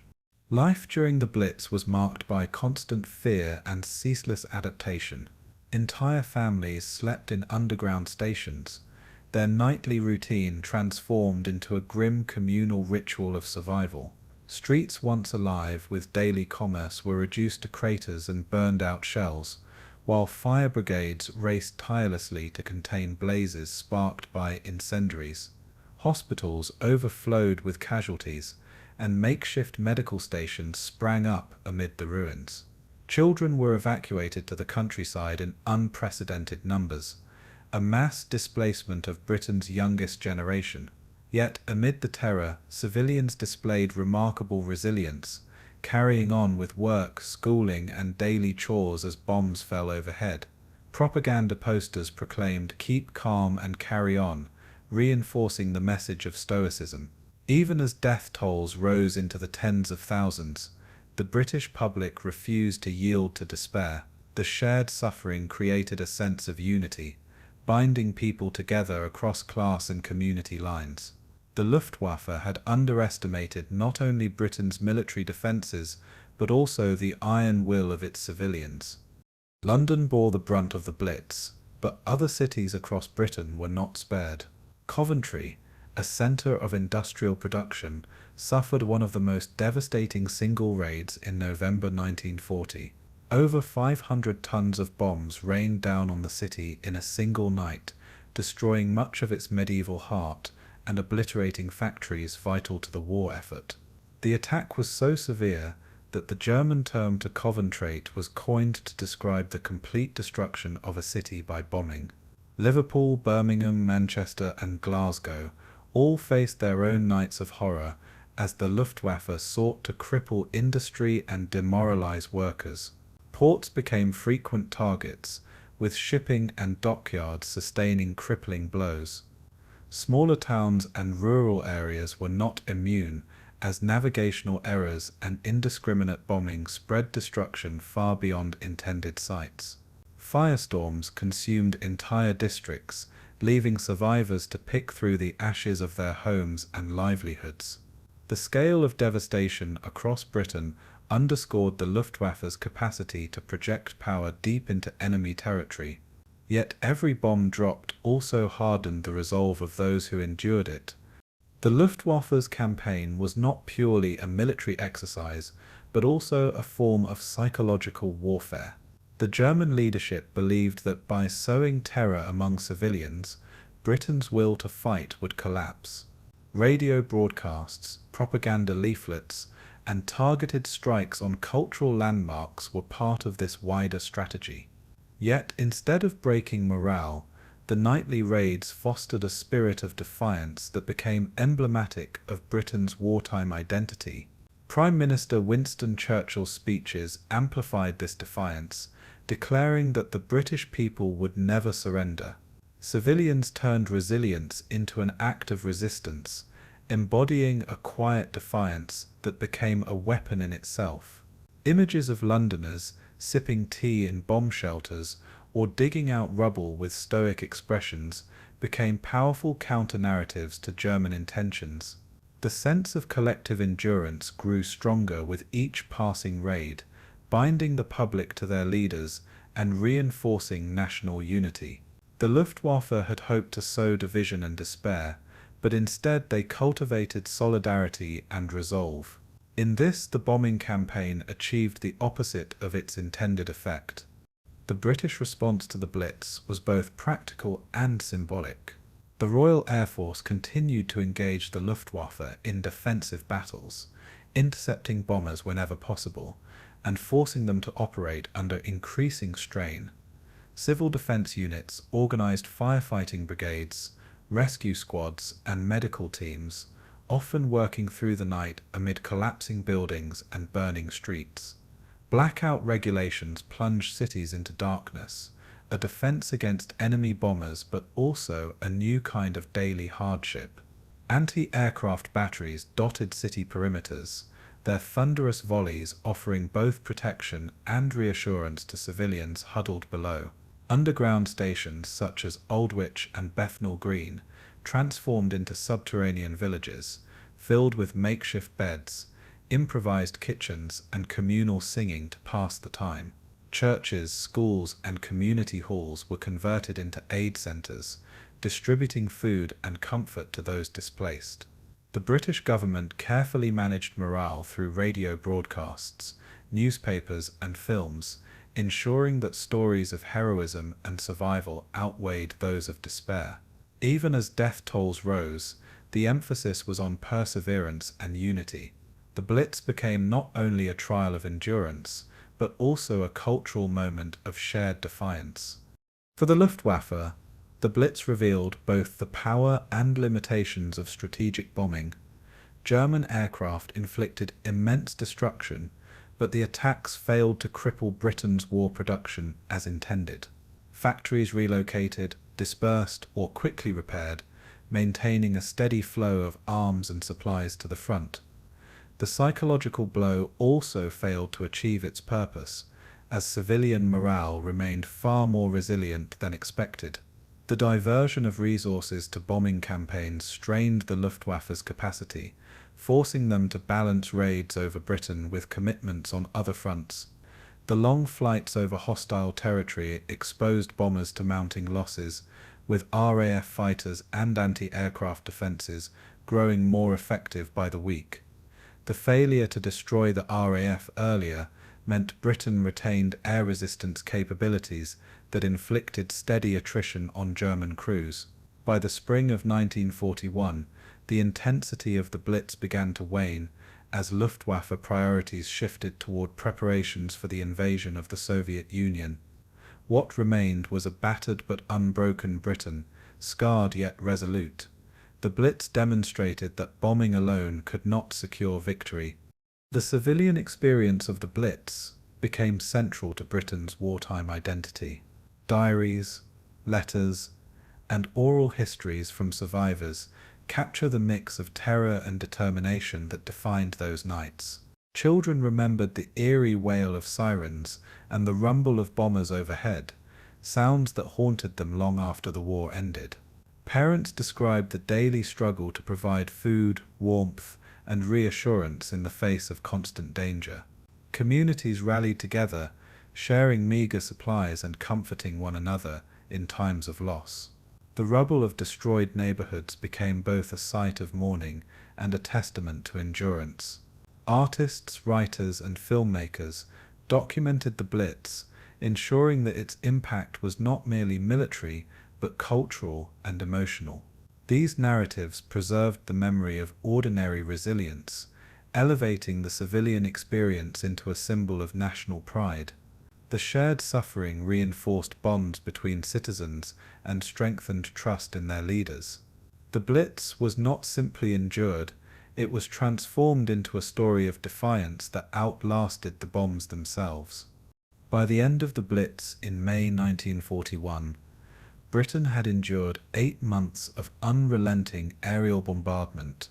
Over 43,000 civilians were killed, tens of thousands more injured, and vast swathes of cities reduced to rubble. Yet the nation emerged not broken but hardened, its willpower forged in the crucible of nightly terror. The Luftwaffe, having failed to achieve its objectives, redirected its energies eastward, leaving behind a Britain bloodied but defiant. Strategically, the Blitz underscored the limits of air power when unaccompanied by decisive military action. Psychologically, it confirmed that societies under siege could display remarkable resilience, turning suffering into strength. For Germany, it was a costly lesson in the futility of attempting to bomb an opponent into submission. For Britain, it became a chapter of national mythology, immortalized in speeches, literature, and collective memory. The Blitz remains one of the defining episodes of the Second World War, not for the destruction it wrought, but for the endurance it revealed. In the end, it was not the bombs that defined the story, but the unbreakable spirit of those who survived them. The Luftwaffe's airborne branch, known as the Fallschirmjäger, represented a daring innovation in modern warfare. Conceived in the late 1930s, these paratroopers embodied Hitler's vision of rapid, decisive strikes that would bypass conventional defenses. Under the leadership of General Kurt Student, the Fallschirmjäger were trained to jump from aircraft into enemy territory, armed only with light weapons and a fierce determination. Their role was to seize airfields, bridges, and fortifications, opening the way for advancing ground forces. This revolutionary tactic offered Germany the promise of mobility and surprise, exploiting the vulnerabilities of slower-moving armies. Unlike traditional infantry, paratroopers were expected to fight independently, cut off from reinforcements and supply lines for crucial hours. The training was brutal, designed to instill resilience, adaptability, and aggression in each soldier. Every parachute jump carried immense risk, with weapons often dropped separately in containers, forcing paratroopers to land unarmed and retrieve their gear under fire. Yet this danger was also part of their mystique, marking them as an elite force unlike any other. In the early years of the war, they became the cutting edge of the Luftwaffe's experiment with airborne warfare. The Fallschirmjäger's first true test came in 1940 during the assault on Western Europe. German paratroopers were deployed in the invasions of Denmark, Norway, and the Netherlands, achieving dramatic results in the early stages. In Norway, they captured key airfields, ensuring the rapid influx of reinforcements. In the Netherlands, their bold seizure of bridges and the assault on the fortress of Eben-Emael became legendary. At Eben-Emael, glider-borne troops silently landed atop the massive Belgian fortress, disabling its defenses with explosives and shock tactics. The speed and audacity of the operation stunned the world, establishing airborne troops as a terrifying new weapon of war. Their actions allowed German armored divisions to advance unhindered, delivering devastating results. Yet these victories also revealed the immense human cost of airborne operations, with high casualties endured by lightly armed paratroopers. Even in triumph, the seeds of future vulnerability were visible. The campaigns of 1940 established the Fallschirmjäger as pioneers, but they also foreshadowed the deadly risks of their unique role. The pinnacle of the Fallschirmjäger's glory and the beginning of their decline as parachute forces came in May 1941 with the invasion of Crete. Codenamed Operation Mercury, it was the first major airborne invasion in history, involving thousands of paratroopers dropping from the skies.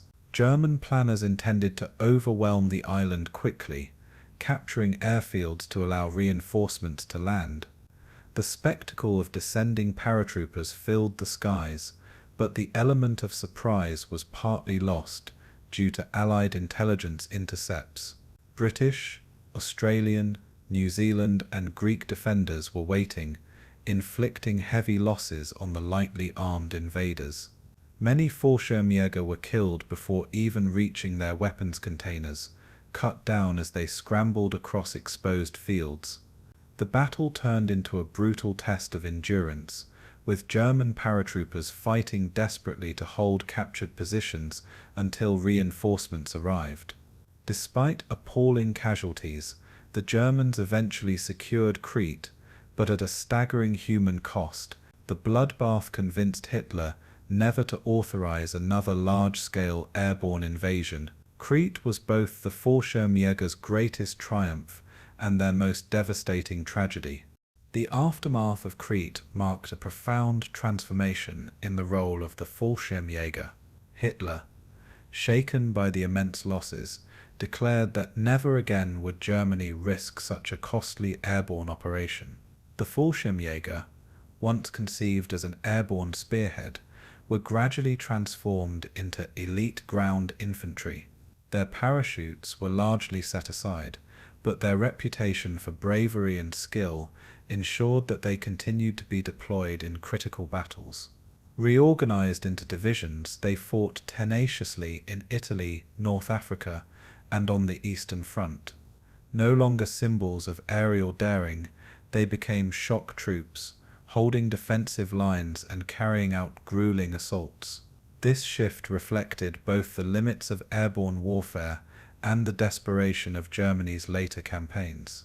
Their training, discipline, and esprit de corps remained, but their missions were increasingly indistinguishable from those of hardened infantry divisions.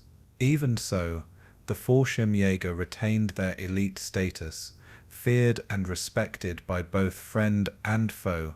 Their evolution revealed the adaptability of German military thinking, even under pressure. Glider assaults formed another crucial dimension of Luftwaffe airborne operations. Silent and deadly, gliders could deliver troops and equipment directly onto enemy positions with remarkable precision. Unlike paratroopers, glider-borne troops landed together, fully armed and ready for immediate combat. The most famous example was the Ibn Imil assault in 1940, where glider-borne engineers neutralized one of Europe's most formidable fortresses in hours. This operation demonstrated the potential of gliders as a complement to paratrooper drops, combining surprise with overwhelming force. Gliders also transported heavy weapons, vehicles, and supplies, overcoming one of the major weaknesses of airborne forces. Yet the method was perilous, with fragile aircraft often crashing during landings or breaking apart under fire. Pilots required exceptional skill, guiding their silent craft into hostile territory with no second chances. Despite these dangers, glider operations became a hallmark of early Luftwaffe innovation. They embodied both the ingenuity and recklessness of Germany's airborne experiment. The Fallschirmjägers' reputation as elite troops grew even as their role shifted from airborne to ground combat. In Italy, they fought fiercely at Monte Cassino, resisting Allied advances with extraordinary determination. Their defense of the monastery and surrounding mountains earned them both admiration and notoriety, as they inflicted heavy casualties while suffering grievous losses themselves. On the Eastern Front, they endured the brutal conditions of the Soviet campaigns, often deployed in desperate holding actions. Their adaptability, forged in the crucible of airborne operations, made them formidable in conventional warfare. Allied soldiers often remarked on the skill and ferocity of the Fallschirmjäger, recognizing them as among the Wehrmacht's toughest adversaries. Yet their prestige came at a cost, as they were increasingly used in battles of attrition, far removed from their original purpose. The transformation into ground infantry reflected the shifting fortunes of Germany's war effort. By the later years, the Fallschirmjäger were elite in name, but bled white in endless grinding combat. Their legend endured, but their airborne wings had effectively been clipped. The human experience of the Fallschirmjäger offers a window into both the glamour and horror of airborne warfare. Paratroopers trained relentlessly, their bodies conditioned for the shock of jumps and the chaos of landing under fire. Letters home spoke of pride in belonging to an elite corps, but also of fear and uncertainty before missions. Survivors of Crete and other operations described the terrifying vulnerability of floating helplessly through the air, weapons out of reach, as enemies fired from below. The psychological strain was immense, yet it forged bonds of camaraderie that endured long after the war. Many veterans later reflected on the duality of their experience, moments of triumph shadowed by memories of slaughter. The mythology of the Fallschirmjäger was carefully cultivated by Nazi propaganda, portraying them as fearless warriors. Yet beneath the surface lay young men enduring one of the most dangerous forms of combat devised. Their courage was undeniable, but so too was the staggering price they paid. In this, their story mirrors the broader tragedy of Germany's airborne experiment. The legacy of the Luftwaffe's airborne forces remains complex, shaped by both innovation and futility. They pioneered tactics that influenced airborne warfare for decades, inspiring Allied experiments with paratroopers and gliders. The boldness of operations like Ebenemael and Crete demonstrated the potential of seizing the skies and dropping troops behind enemy lines. Yet the catastrophic losses also underscored the fragility of such forces when faced with prepared defenses. The shift from airborne spearheads to elite infantry symbolized the limits of Germany's strategic imagination under mounting pressure. In the end, the Fallschirmjäger became both a legend and a cautionary tale. They were remembered as daring, disciplined, and deadly, but also as victims of reckless ambition and flawed planning. Theirs was a story of innovation cut short by the realities of war. Their courage cannot be denied, but neither can the cost of their sacrifice. The Fallschirmjäger embodied both the heights of German military ingenuity and the depths of its strategic miscalculations.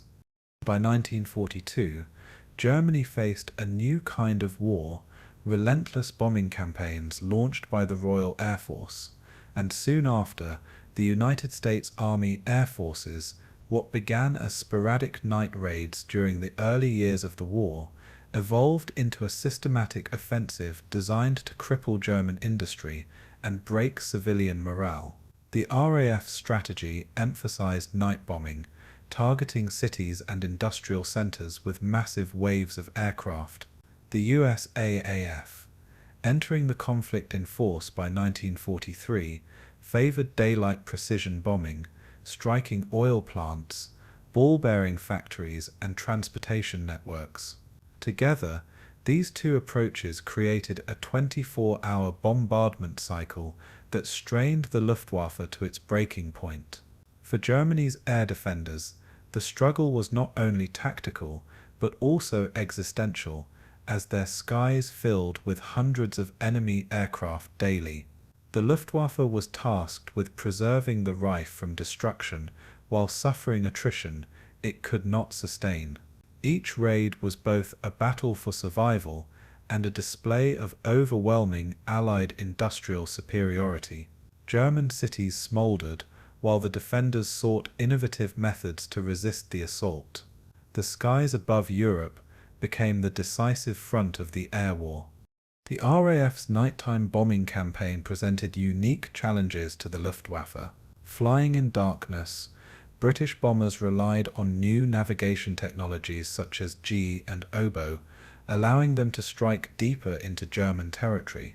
The German night fighter force, the Nachjagd, developed specialized tactics to counter these threats. Pilots flew aircraft like the Messerschmitt Bf 110 and Junkers Ju-88, equipped with airborne radar and heavy armament.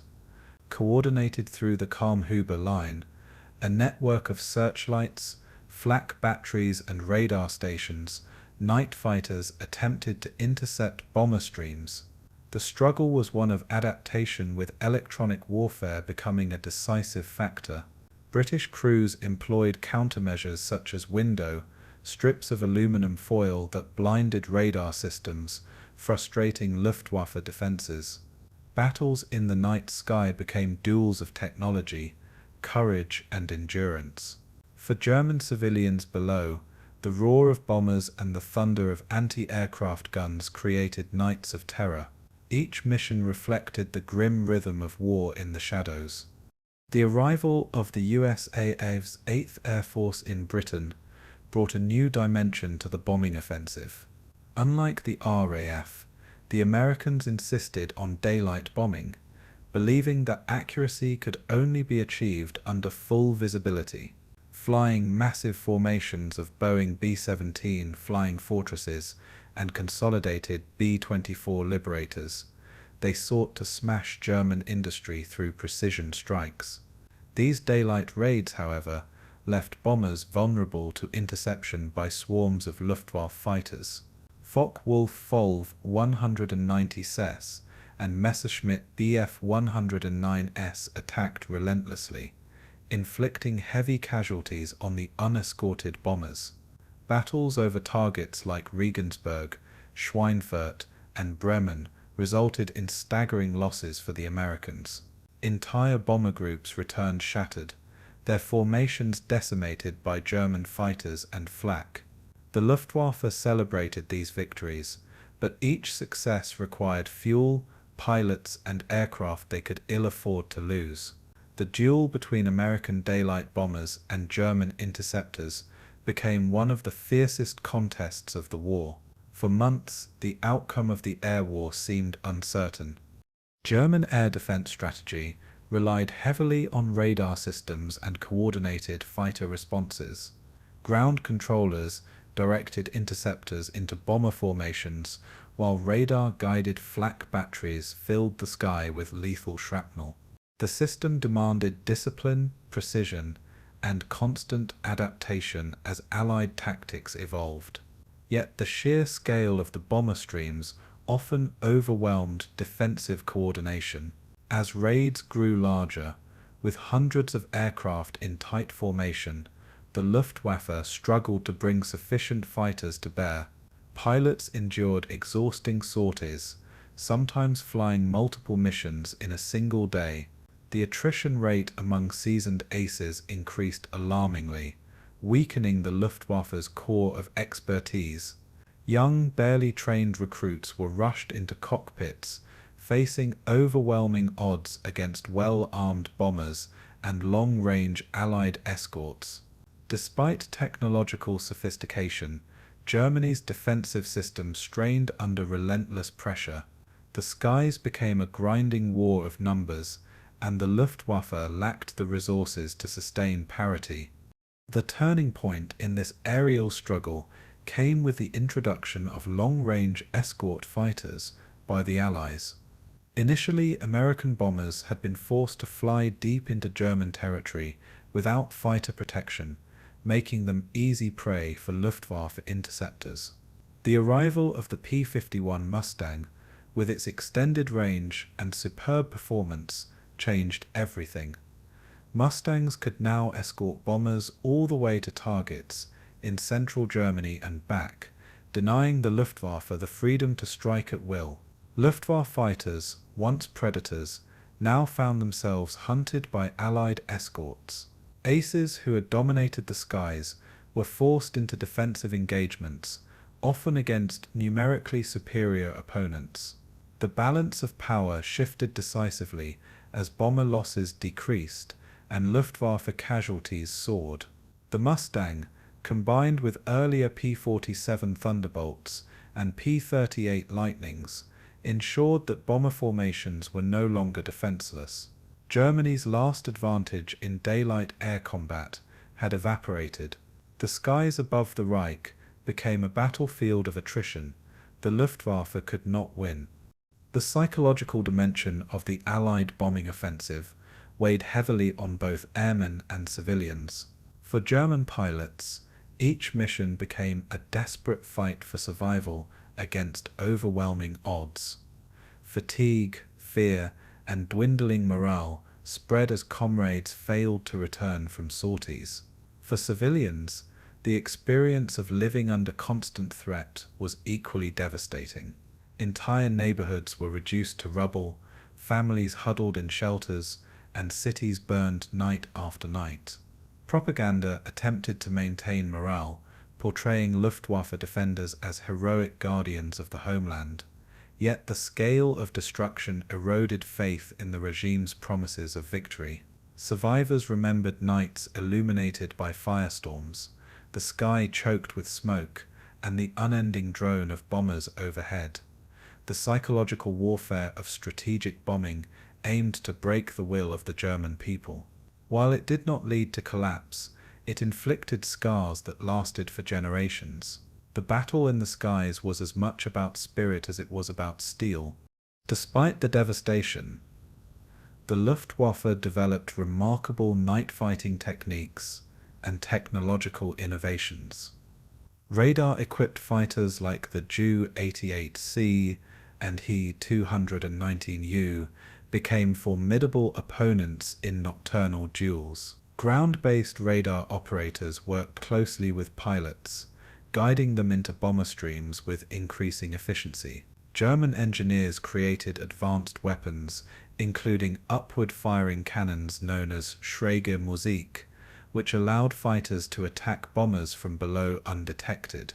These tactics produced deadly results, claiming thousands of RAF bombers during night raids. Yet Allied countermeasures evolved just as quickly, with electronic jamming, improved formations, and advanced navigation systems. The technological race was relentless, with both sides innovating to gain fleeting advantages. The Nachtjagd aces became legends, their exploits both feared and admired by opponents. Still, for every bomber shot down, dozens more pressed through to deliver their payloads. The Luftwaffe's ingenuity could not keep pace with Allied production and persistence. The war in the night sky epitomized the deadly chess game of aerial warfare.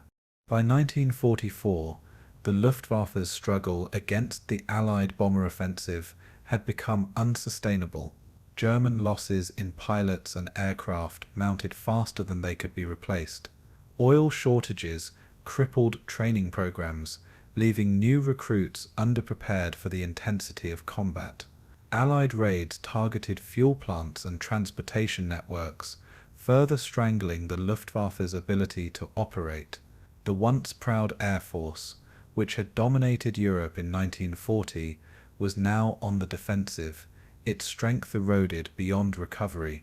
Massive raids, like those on Hamburg, Dresden, and Berlin, reduced cities to ruins, underscoring Germany's helplessness in the face of Allied air power. Luftwaffe veterans recalled the despair of launching into hopeless battles, fighting against overwhelming formations with dwindling resources. The defense of the Reich had become a futile sacrifice, with courage unable to compensate for material inferiority.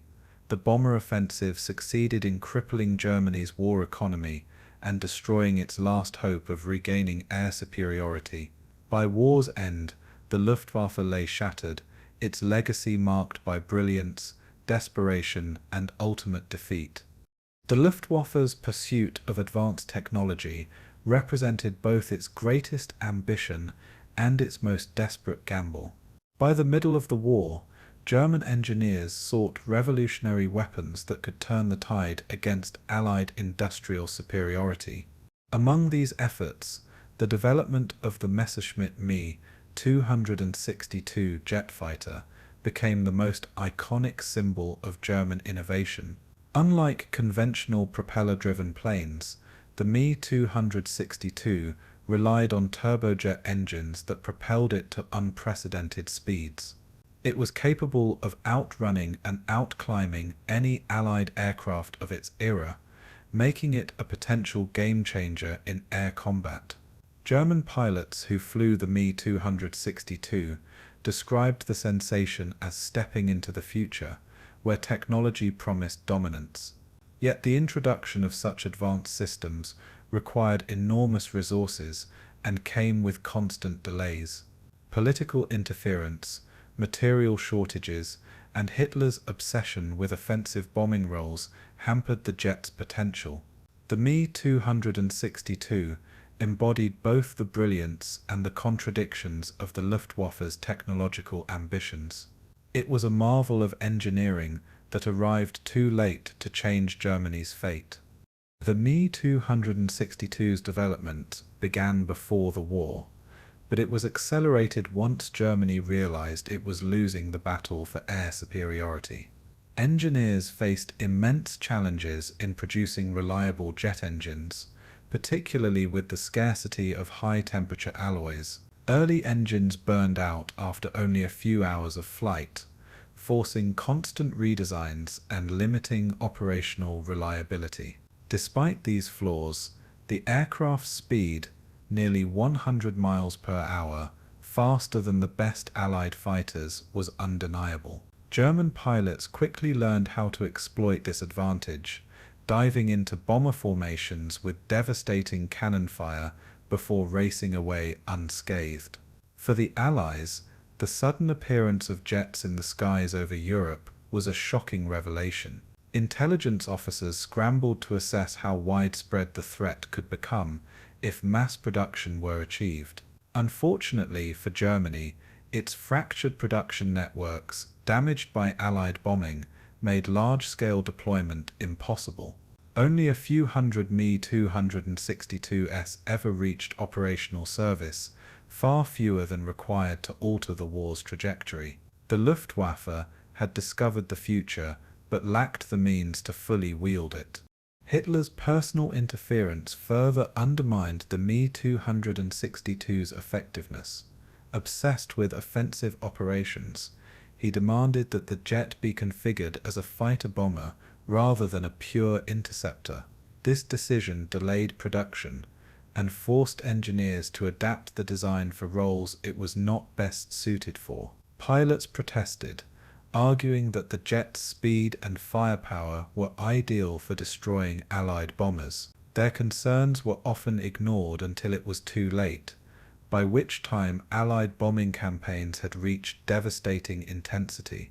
The result was that the Luftwaffe fielded the Me-262 in small numbers, often under conditions that diluted its impact. While individual sorties demonstrated the plane's lethal potential, its strategic influence was negligible. Allied escort fighters eventually learned tactics to counter jets, ambushing them during vulnerable takeoff and landing phases. Thus, the Luftwaffe's most advanced fighter became both a symbol of lost opportunity and a victim of political mismanagement. The Me-262 remains remembered as the jet that could have reshaped the skies but never did. Alongside jets, Germany pursued another revolutionary weapon, the V1 flying bomb. This pulse jet-powered missile represented one of the earliest forms of a cruise missile, capable of traveling over 150 miles at speeds exceeding 400 miles per hour. Designed for terror as much as destruction, the V1 was launched primarily against London and other British cities. Civilians nicknamed it the Buzz Bomb, or Doodlebug, owing to the distinctive sound of its engine. The sudden silence before impact often heralded devastating explosions that leveled entire streets. The Luftwaffe saw the V1 as a way to bypass Allied air superiority and strike directly at civilian morale. Thousands were launched, and although their accuracy was poor, the psychological effect was immense. British defences, including fighter interceptions and anti-aircraft guns, adapted to the threat but could not stop every missile. For the Germans, the V1 offered a cost-effective method of striking deep into enemy territory, yet its reliance on terror rather than precision limited its military value. Even more terrifying was the V-2 rocket, the world's first long-range ballistic missile. Unlike the V-1, the V-2 could not be intercepted, as it travelled at supersonic speeds, striking targets with no warning. Developed under the direction of Wernher von Braun, the rocket represented an extraordinary leap in engineering. With a range of over 200 miles and a payload of nearly 1 ton, it was designed to rain destruction on London and Antwerp. Thousands of civilians were killed or wounded by V-2 strikes, which created craters in urban landscapes. For the Luftwaffe, the V-2 symbolized both technical triumph and moral failure, as its accuracy remained poor and its production relied heavily on forced labor. Factories at Mittelwerk used enslaved workers under appalling conditions, with thousands dying during construction. The rockets caused terror but did not alter military outcomes, draining resources from more practical defensive efforts. They remain remembered as weapons of vengeance, more significant for their legacy in post-war rocketry than for their wartime effectiveness. The V-2 was both a harbinger of the space age and a monument to human suffering. Germany's pursuit of technological innovation extended beyond headline weapons to numerous experimental designs. Engineers worked on rocket-powered interceptors such as the Messerschmitt Me 163 Comet, capable of blistering climbs and incredible speeds. While revolutionary, the Comet was dangerous to its own pilots, with volatile rocket fuel often leading to fatal accidents. Other projects included jet bombers like the Arado R-234, the first operational jet-powered bomber, which conducted reconnaissance missions over Allied territory. Experimental radar systems, advanced night fighting equipment, and guided missiles were also tested. Some concepts were decades ahead of their time, foreshadowing technologies that would dominate the Cold War.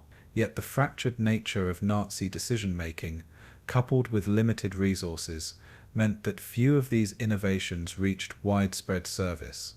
The Luftwaffe became entangled in a race to invent miracle weapons, while its pilots and cities crumbled under Allied assault. These advanced projects reflected a paradox: cutting-edge brilliance undermined by strategic desperation. In the end, innovation alone could not compensate for overwhelming numerical inferiority. The reliance on technological marvels also highlighted the contradictions within the Nazi regime. On one hand, Germany produced some of the most advanced aviation concepts of the 20th century. On the other, these projects were plagued by corruption, inefficiency, and exploitation. Göring's Luftwaffe administration was rife with mismanagement, further complicating the production of complex designs. Forced laborers and prisoners were used in factories, suffering horrific conditions to assemble machines of unprecedented sophistication. Allied bombing campaigns targeted production sites, disrupting supply chains and delaying mass deployment. Engineers lamented that their work was constantly interrupted by political directives rather than guided by operational need. Pilots, meanwhile, struggled to master aircraft, rushed into service without adequate training or logistical support. The contrast between technological ambition and systemic dysfunction defined the Luftwaffe's late-war efforts. Innovation became a symbol of what Germany could achieve, yet also of what it could never fully utilize. The skies became a graveyard for brilliant but squandered inventions. In retrospect, the Luftwaffe's pursuit of jets and rockets represents one of history's most dramatic what-ifs. Had the Me-262 been deployed in numbers earlier, or had resources been concentrated on practical interceptors rather than experimental rockets, the air war might have been prolonged. Yet the realities of production, strategy, and Allied superiority ensured that these innovations remained too little, too late. The V1 and V2 terror campaigns inflicted suffering, but failed to alter the strategic balance. Jet fighters dazzled but could not appear in numbers sufficient to defend Germany from annihilation. The Luftwaffe's technological race consumed vast resources without delivering decisive results. However, the legacy of these innovations extended beyond the war itself. Post-war, Allied powers eagerly seized German scientists, aircraft, and designs, laying the foundations for Cold War aviation and space exploration. The Me-262, V1 and V2 became blueprints for future generations of technology. They remain enduring reminders that brilliance in engineering cannot replace sound strategy. In the end, the Luftwaffe's innovations became monuments to both genius and futility. The Luftwaffe's effectiveness was never determined solely by pilots and aircraft, but by the machinery of production that sustained it. Germany entered the war with a promising aviation industry, but it was ill-prepared for the prolonged demands of a global conflict. Factories such as Messerschmitt, Junkers, and Heinkel struggled to expand production to match the staggering losses at the front. Early victories in Poland and France disguised the fact that production was already falling behind the Allies' capacity. The United States and Britain mobilized entire economies into war machines, while Germany relied on fragmented management.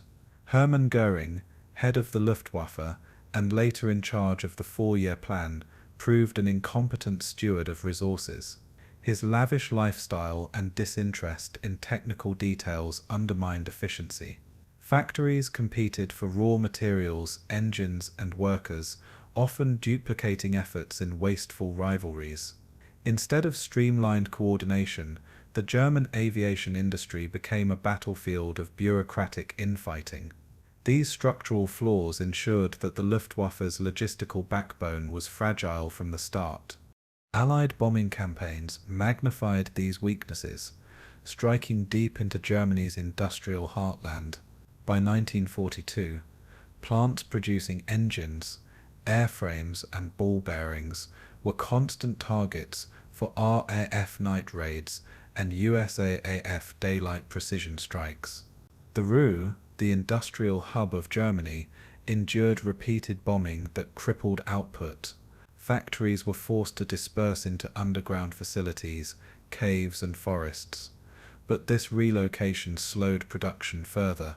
Constant air raids disrupted transportation, destroyed warehouses, and exhausted workers. Supply chains for critical components, such as aluminum and high-grade steel, collapsed under the strain.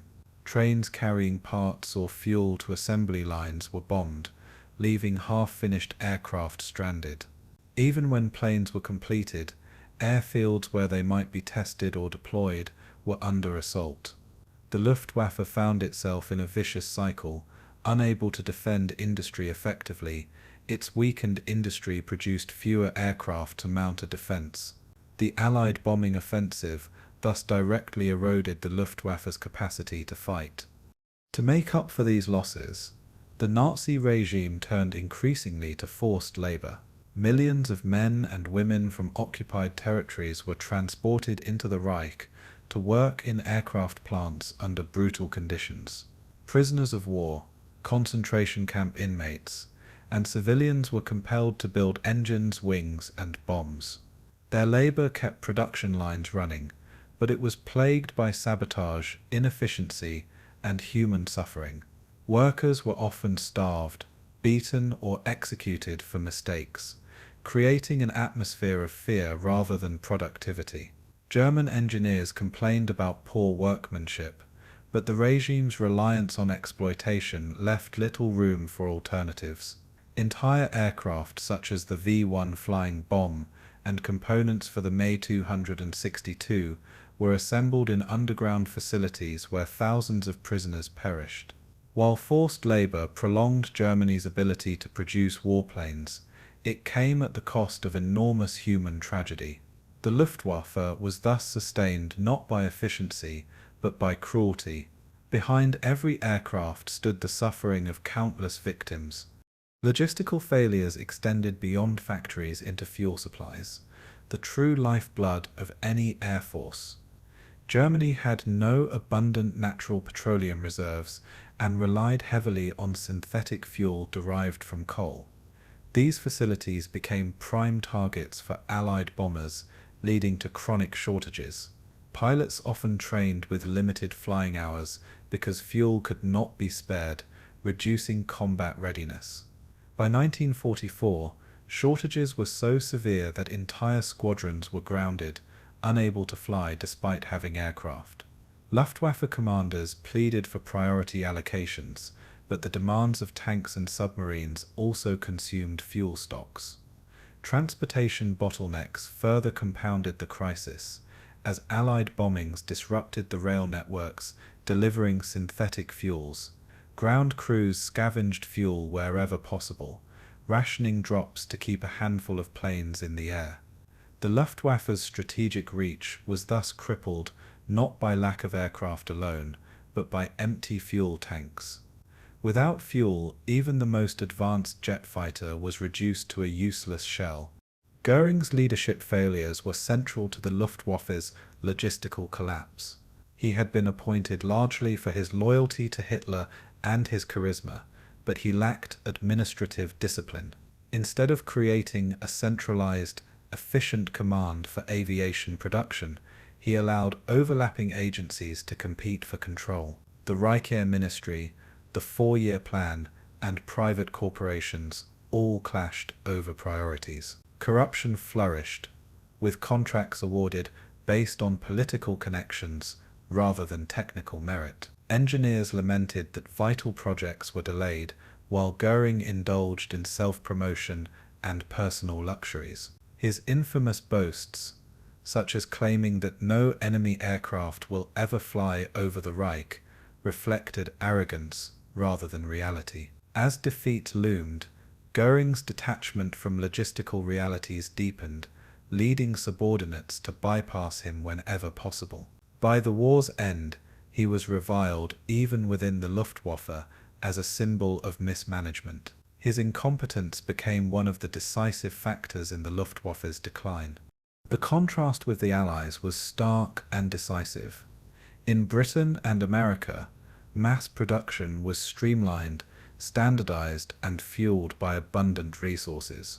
Aircraft rolled off assembly lines in numbers that Germany could not hope to match.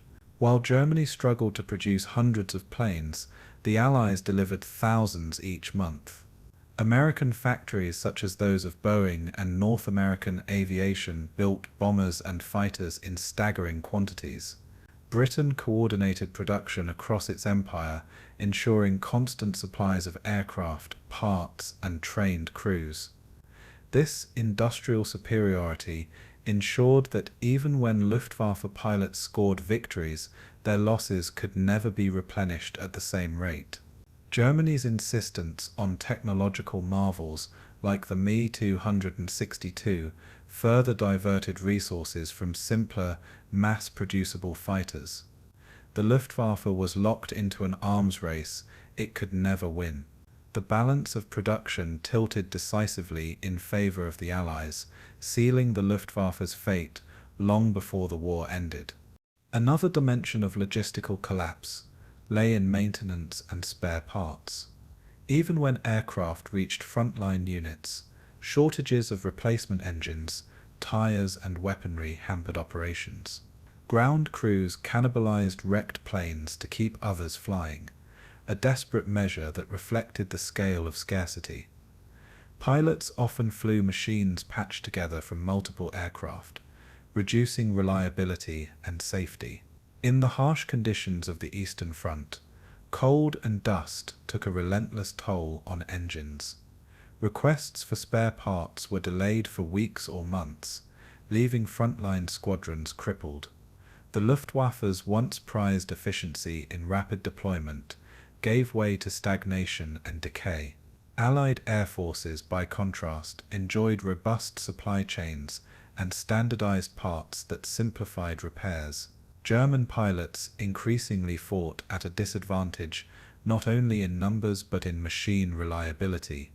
The struggle for spare parts revealed how deeply logistics, not just tactics, determined air superiority. Behind the roar of engines lay the silent reality of broken supply lines. By the war's final years, the Luftwaffe had become a hollow force, crippled by the collapse of its logistical and economic foundations. Advanced jets and rockets may have dazzled engineers, but they could not offset the shortages of fuel, pilots, and raw materials. Forced labor sustained factories, but bred inefficiency, sabotage, and moral stain. Allied bombing campaigns systematically dismantled the industrial framework that supported Germany's air war. Göring's failures in leadership magnified every weakness, leaving the Luftwaffe unable to recover. Pilots fought with courage, but courage could not repair broken engines or fill empty fuel tanks. The skies that once echoed with promises of Blitzkrieg became dominated by Allied aircraft in overwhelming numbers.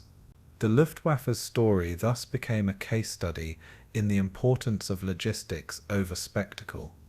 In war, brilliance of design is nothing without the resources to sustain it. The collapse of the Luftwaffe's war economy sealed its fate as surely as defeat in battle. The journey of a Luftwaffe pilot began long before he ever touched the cockpit of a combat aircraft. Candidates were typically selected from Hitler Youth organizations, where enthusiasm for aviation was cultivated with gliders and model planes. From these early stages, the German state sought to instill discipline, loyalty, and an almost romantic belief in flight as a noble pursuit. Once chosen, recruits entered rigorous training schools that blended physical conditioning with technical education. They studied navigation, mechanics, aerodynamics, and the complex instrumentation of modern aircraft. Classroom hours were paired with time in flight simulators or basic trainer planes. Instructors often emphasized not only technical skill, but also ideological commitment to the Reich. Those who excelled were fast-tracked toward fighters or bombers, while others were assigned to reconnaissance or transport roles. By the time they earned their wings, these men had already been reshaped into soldiers of the sky. The Luftwaffe demanded not just skill, but an unwavering faith in its mission. Daily routines for Luftwaffe pilots varied depending on whether they were stationed in the east, the west, or in occupied territories. Mornings began with briefings that outlined weather conditions, enemy activity, and the day's missions. Crews would study maps, plan flight routes, and memorize contingency procedures. Mechanics and ground staff worked tirelessly to ensure each aircraft was fueled, armed, and ready for combat. Pilots often checked their own planes, forming bonds with the machines that would carry them into life or death struggles. Meals were basic and often rushed, taken between sorties or after exhausting night patrols. Rest was fleeting, as alarms could summon them to their cockpits at any hour. In quieter periods, men filled the time writing letters, reading, or repairing equipment. Camaraderie was built in mess halls and barracks, where laughter sometimes concealed fear. Life was marked by routine, but under that routine lay the constant shadow of mortality. Combat missions were the crucible in which Luftwaffe pilots truly proved themselves. Every sortie carried the possibility of never returning, as skies filled with flak, enemy fighters, and mechanical dangers. Fighter pilots described the intensity of dogfights as a blur of speed, noise, and sudden death. Bomber crews faced long hours of vulnerability, flying in formation while anti-aircraft fire burst around them. Reconnaissance pilots flew alone, venturing deep into enemy territory with nothing but speed and altitude to protect them. Each mission was preceded by tension-filled moments as men strapped into cockpits, engines roared, and runways stretched before them. The takeoff often felt like the beginning of a trial whose outcome could not be known. In the air, seconds determined survival, and hesitation meant destruction. Radio calls, evasive maneuvers, and instinct all played their roles in battles above the clouds. For those who lived, landing was a mixture of relief and exhaustion beyond words. The psychological strain of combat grew heavier with each mission flown. Many Luftwaffe pilots began their careers with excitement and pride, eager to prove themselves. But as the war dragged on and losses mounted, that pride gave way to fatigue, fear, and despair. Pilots spoke of the mental toll of watching comrades vanish in fireballs or crash into fields below. Survivors' guilt haunted those who lived when others perished on identical missions. Nightmares plagued their sleep, and the constant roar of engines remained in their ears long after landing. Some resorted to stoicism, others to humor, and many buried their fears behind bravado. Commanders urged men to fly on, reminding them of duty to the fatherland, but exhaustion was inescapable. Unlike ground soldiers, pilots fought in isolation, strapped into tiny cockpits, where every decision meant life or death. The skies became both a battlefield and a prison of the mind. Personal testimonies provide the most vivid window into the life of a Luftwaffe pilot. Letters home often carried a tone of reassurance, hiding the horrors that airmen endured daily. Diaries, when preserved, revealed the truth, confessions of exhaustion, longing for family, and the dread of the next mission. Some men wrote about the beauty of flight, describing sunsets over battlefields and the silence of high altitudes. Others admitted to being haunted by the sight of burning aircraft and parachutes that never opened. Testimonies also reflect the bond between airmen and their machines, often personifying aircraft as loyal companions. Pilots described the feel of controls in their hands as extensions of their own bodies. They spoke of moments of calm before the storm, staring across landscapes scarred by war. These writings remind us that behind every uniform and flight log was a human being struggling to endure. Memory preserved what official reports often ignored: the cost of being airborne warriors. Rest and recovery were luxuries that pilots rarely enjoyed. Rations were limited, medical care was strained, and airmen often flew even when ill or injured. The Luftwaffe's growing shortages meant rotations were reduced, forcing men into the air again and again. Leave was rare and often interrupted, with many pilots returning to duty before truly recovering. Barracks life was filled with brief attempts at normalcy, games of cards, songs, or small celebrations. Yet even in moments of respite, the empty seats at tables reminded survivors of comrades lost. Alcohol was sometimes used to numb pain, though it could not erase the reality of war. Religious faith offered comfort for some, while others abandoned belief altogether under the weight of trauma. Pilots were trapped in a cycle of fatigue that no amount of rest could cure. Their existence became defined by alternating between exhaustion on the ground and terror in the skies. The relationship between pilots and ground crews was vital to survival. Mechanics, armorers, and refueling teams worked long hours to ensure that aircraft could return to the skies. Pilots often trusted these men with their lives, knowing that even the smallest error could be fatal. Bonds of mutual respect grew between those who flew and those who kept the machines alive. In many testimonies, pilots credited ground crews with saving their lives by performing near miracles under pressure. These crews worked in freezing cold, pouring rain, or desert heat, often under threat of air raids. The pride of ground staff was reflected in the meticulous care they lavished on each aircraft. Pilots carried this trust with them into combat, comforted by the knowledge of such dedication. Without these invisible warriors, the Luftwaffe could not have flown a single sortie. The life of a pilot was thus shared, silently, with those who never left the earth. By the war's later years, the Luftwaffe pilot's life had shifted from hope to desperation. The skies were dominated by Allied bombers and fighters, and German airmen faced overwhelming odds.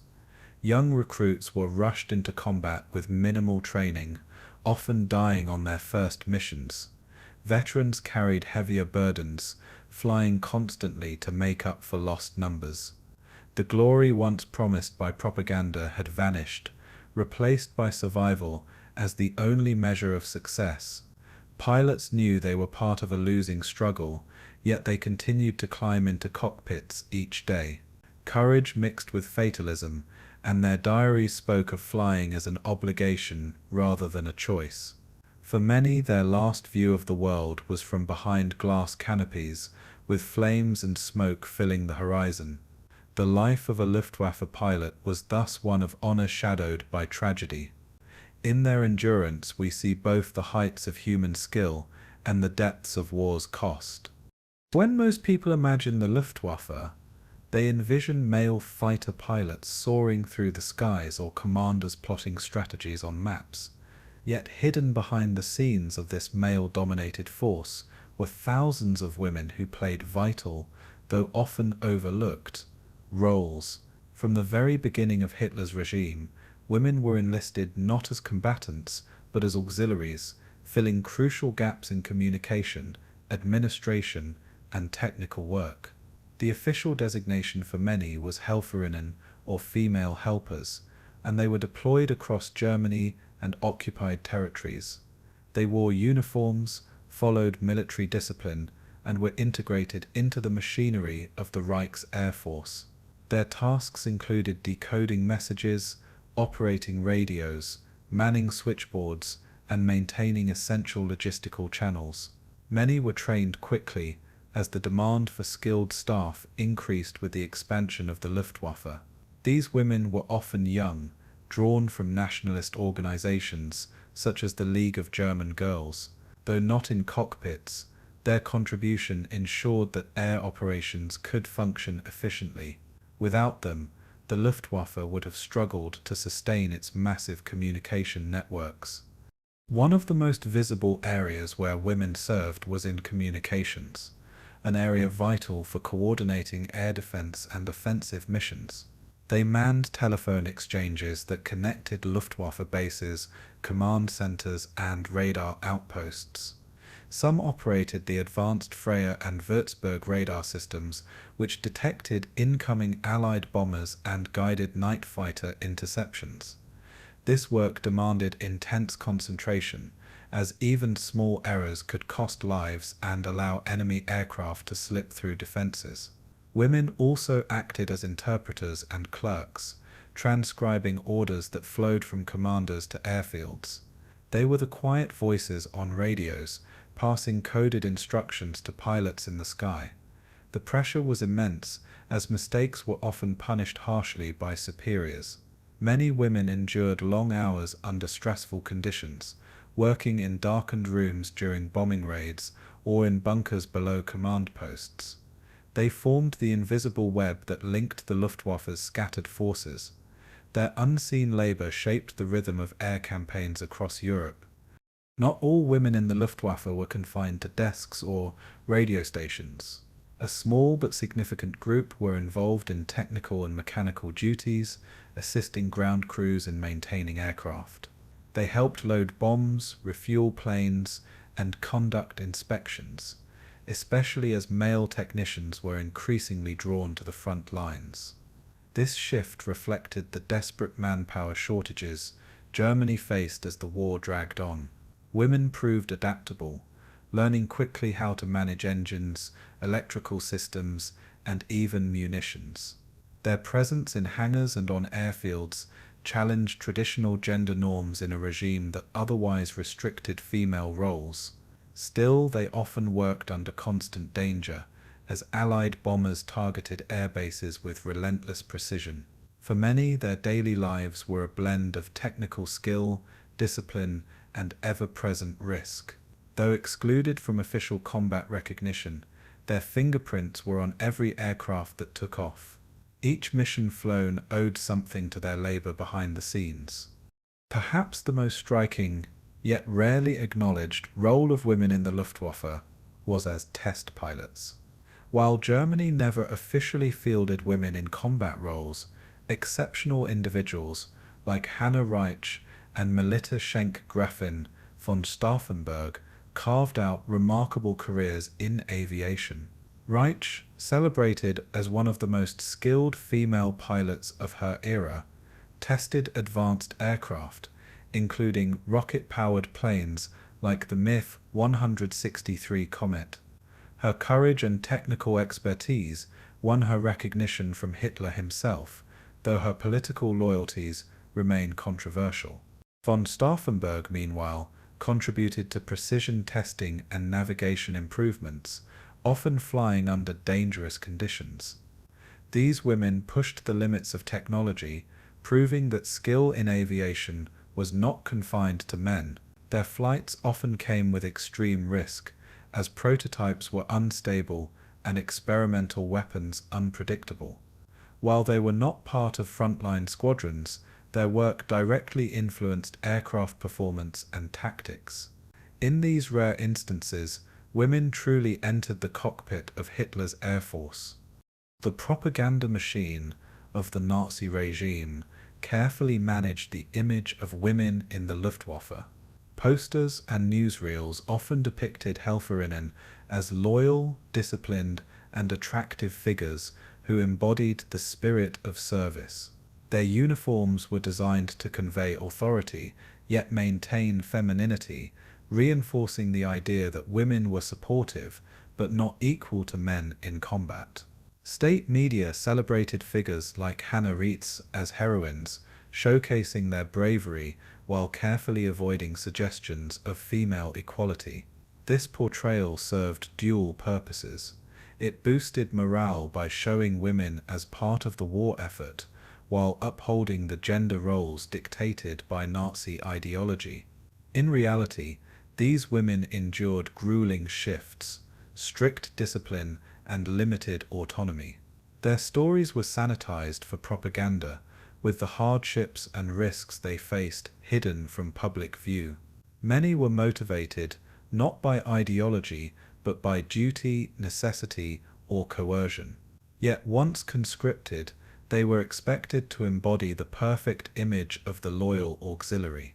Propaganda transformed their complex reality into a one-dimensional narrative. Life for women in the Luftwaffe was not free from danger, even outside the front lines.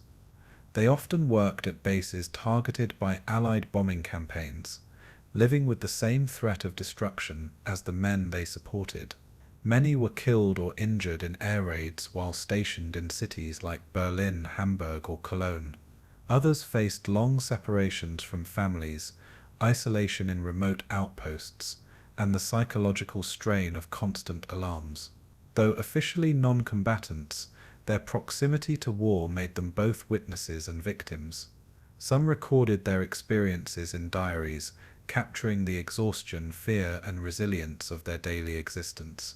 Their letters reveal personal struggles, including longing for home and the challenge of reconciling their roles with the violence around them. For many, service in the Luftwaffe was less about ideology than survival in a collapsing society. Their contributions came at great personal cost, measured in both trauma and sacrifice.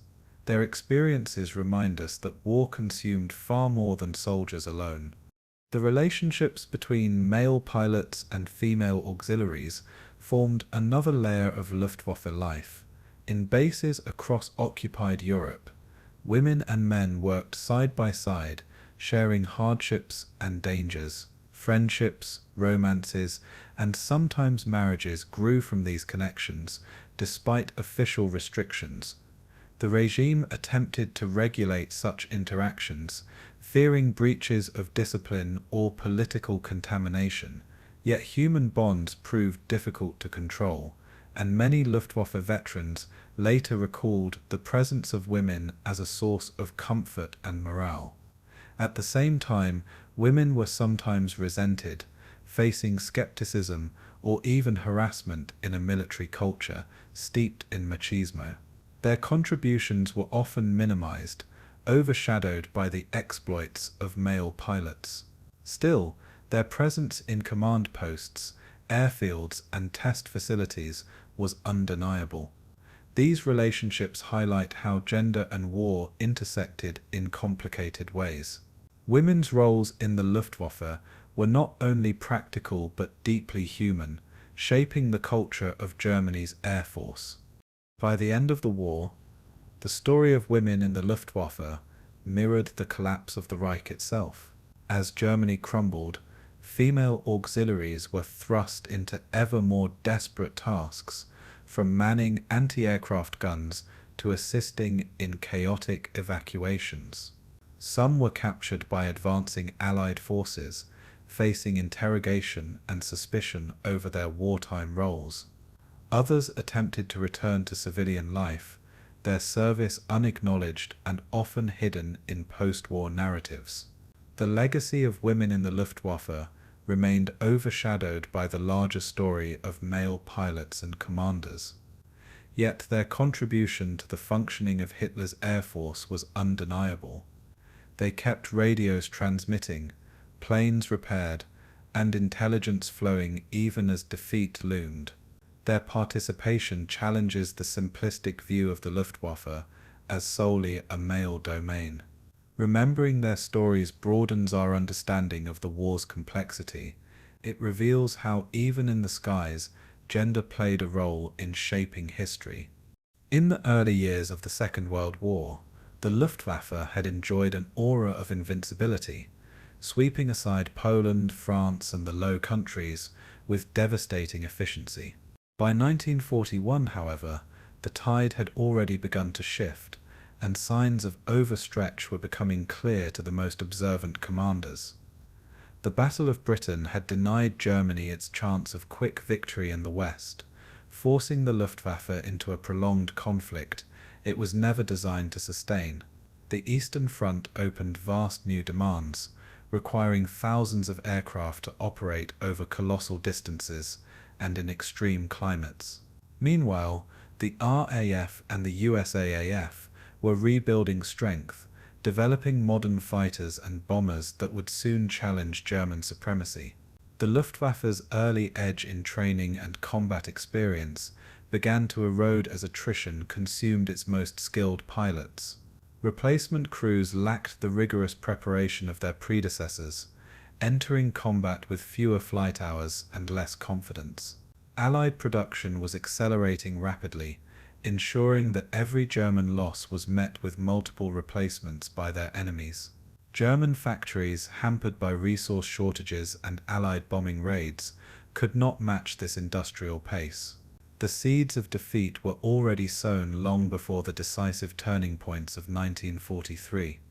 One of the most critical turning points came with the failure of the Luftwaffe to secure dominance over the Soviet Union during Operation Barbarossa. At first, the Germans enjoyed spectacular success, destroying thousands of Soviet aircraft on the ground and in the air. Yet, as the campaign dragged into winter, Soviet industry relocated east of the Urals, beyond German bombing range, and churned out new aircraft in massive numbers. The Red Air Force, once dismissed as inferior, began to recover with updated designs and experienced pilots hardened by relentless combat. The Luftwaffe, meanwhile, struggled with the strain of supplying far-flung fronts, where fuel and spare parts often failed to arrive. Bitter cold grounded planes, froze engines, and weakened the already stretched logistics system. As losses mounted, the Germans found themselves unable to maintain the overwhelming numerical superiority they once wielded. Soviet fighters such as the Yak-9 and Il-2 Sturmovik, close support aircraft, became formidable opponents. The Luftwaffe's doctrine of lightning war was proving unsustainable against an enemy of vast depth and resilience. This failure marked a decisive shift, revealing that German air power was not limitless. The year 1942 further deepened the Luftwaffe's problems as the demands of multiple theaters stretched it to breaking point. In North Africa, the Luftwaffe had to maintain air support for Rommel's Afrika Korps, flying over deserts where heat and sand wreaked havoc on engines. In the Mediterranean, they fought costly battles for control of Malta, a tiny island that became a thorn in Germany's supply lines. On the Eastern Front, the Battle of Stalingrad demanded massive commitments of airlift capacity to supply the encircled Sixth Army. German transport planes, like the WW2, were pushed far beyond their limits, and losses were catastrophic. Simultaneously, the Western Allies were beginning to unleash more frequent bombing raids over Germany itself, forcing the Luftwaffe to divert fighters for homeland defense. The strain of fighting on all these fronts left Germany unable to concentrate its forces effectively. Every campaign drained aircraft and pilots at an alarming rate.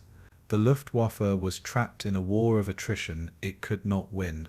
This global overstretch became one of the most decisive factors in its decline.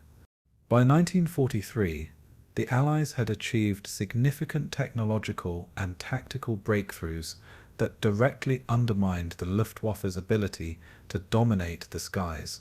Long-range escort fighters like the P-51 Mustang transformed Allied bombing campaigns, protecting formations deep into German territory. Radar-directed interception systems gave the RAF an edge in night fighting, blunting German bombing raids over Britain. Improved training and organization of Allied air forces meant that German fighters now faced opponents who were disciplined, numerous, and increasingly confident.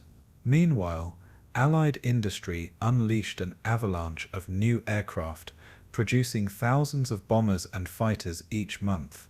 Against this industrial juggernaut, Germany could only field limited numbers of replacements, often rushed into combat before pilots were fully prepared. The introduction of Allied escort carriers also closed the infamous air gap in the Atlantic, reducing the effectiveness of Luftwaffe maritime operations. Each new Allied innovation chipped away at the Luftwaffe's tactical advantages. The once feared German pilots now fought against overwhelming odds. The skies, once Germany's hunting ground, were rapidly becoming hostile territory. Fuel shortages became a crippling weakness for the Luftwaffe as the war progressed. The Allies relentlessly targeted oil refineries, fuel depots, and transport routes, strangling the Luftwaffe's ability to keep planes in the air.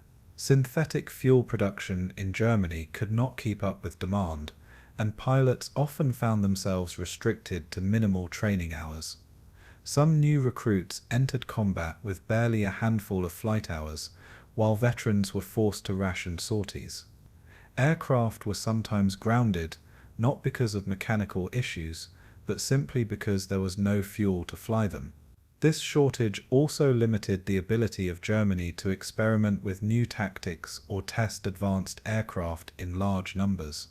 The once fluid, aggressive style of Luftwaffe operations was increasingly replaced with defensive, cautious missions.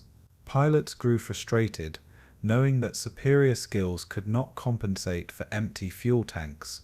Commanders watched helplessly as opportunities slipped away due to logistical paralysis.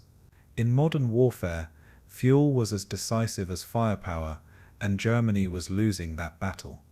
Pilot attrition became another decisive factor that eroded the Luftwaffe's combat effectiveness. Early in the war, German aces racked up extraordinary kill counts, benefiting from superior training and aircraft. But as the conflict dragged on, the Luftwaffe lost many of its experienced veterans, often in battles where replacements could not arrive fast enough. Training programs were shortened to rush pilots into combat, producing airmen who lacked the confidence and tactical awareness of their predecessors. The Allies, by contrast, could afford to rotate crews, allowing valuable experience to spread through their forces. German pilots often flew until exhaustion or death, carrying unbearable burdens on dwindling numbers of survivors. Morale began to crack as entire squadrons were wiped out in weeks. Stories from surviving airmen reveal despair at the endless losses and the sense that their sacrifices were increasingly futile. The Luftwaffe had once embodied elite skill and daring, but by 1944 it was bleeding out its lifeblood in the skies. Without experienced pilots, even advanced machines were rendered ineffective. The Luftwaffe's edge was gone, and the Allies knew it. The cumulative effect of these pressures was visible in the massive defeats the Luftwaffe suffered during 1943 and 1944. The defense of German cities against Allied bombing raids turned into a battle of attrition the Luftwaffe could not win. Entire fighter wings were thrown into the path of bomber streams, only to be decimated by swarms of escort fighters. In battles such as Schweinfurt, Regensburg, and the devastating raids on Hamburg, Germany lost irreplaceable pilots and aircraft. The Luftwaffe's inability to stop the destruction of its cities and industries revealed to civilians that the war was turning against them. Strategic initiative had shifted decisively to the Allies, who could now bomb with growing impunity. German propaganda tried to portray resilience, but behind the scenes despair grew among commanders. The Luftwaffe, once a symbol of Nazi power, was visibly failing in its most crucial mission, defending the homeland. The decline was undeniable, and the turning points irreversible. Each defeat further tightened the noose around Hitler's Reich. By late 1944, the Luftwaffe had transitioned from an offensive weapon of conquest to a battered shield of last resort. Its ability to shape battles had withered, reduced to scrambling limited fighters against overwhelming Allied waves. Despite flashes of brilliance, such as the deployment of jet fighters and experimental rockets, these innovations came too late and in too few numbers. The Luftwaffe's transition from air superiority to air defeat reflected broader truths about the Nazi war effort: overreach, resource scarcity, and the inability to match Allied production. What had begun as a force of terror and dominance ended as a remnant, stretched thin across collapsing fronts. Pilots who once believed themselves untouchable now faced near-certain death every time they took off. Civilians who once cheered Luftwaffe victories now huddled in ruins, abandoned to Allied air supremacy. The turning points that began in 1941 culminated in the shattered air defenses of 1944. The Luftwaffe had gone from hunter to hunted in just a few years. This reversal marked one of the most dramatic declines of any military force in history. By 1944, the Luftwaffe had become a shadow of its former self, reeling from catastrophic losses in men and machines. What had once been a force of dominance now scrambled desperately against swarms of Allied bombers and escorts. German skies were no longer a sanctuary, but a killing ground where Allied superiority was overwhelming. Fuel shortages grounded squadrons that might otherwise have resisted with vigor. Factories that produced replacement aircraft were systematically destroyed in relentless bombing campaigns. Morale plummeted as airmen understood that each mission might be their last. Luftwaffe leaders pleaded for resources, but Hitler's delusional strategies drained the force beyond repair. Even the introduction of advanced jets like the Me-262 could not reverse the decline. Without trained pilots and reliable fuel, these machines were wasted potential. The Luftwaffe's collapse had begun in earnest, and nothing could stop its downward spiral. Desperate measures defined these final years as the Luftwaffe sought to fill its depleted ranks. Experienced veterans were almost gone, and training programs were rushed to dangerous extremes. Teenage boys barely out of school were pressed into service, given only a few hours of flight instruction before being hurled into combat.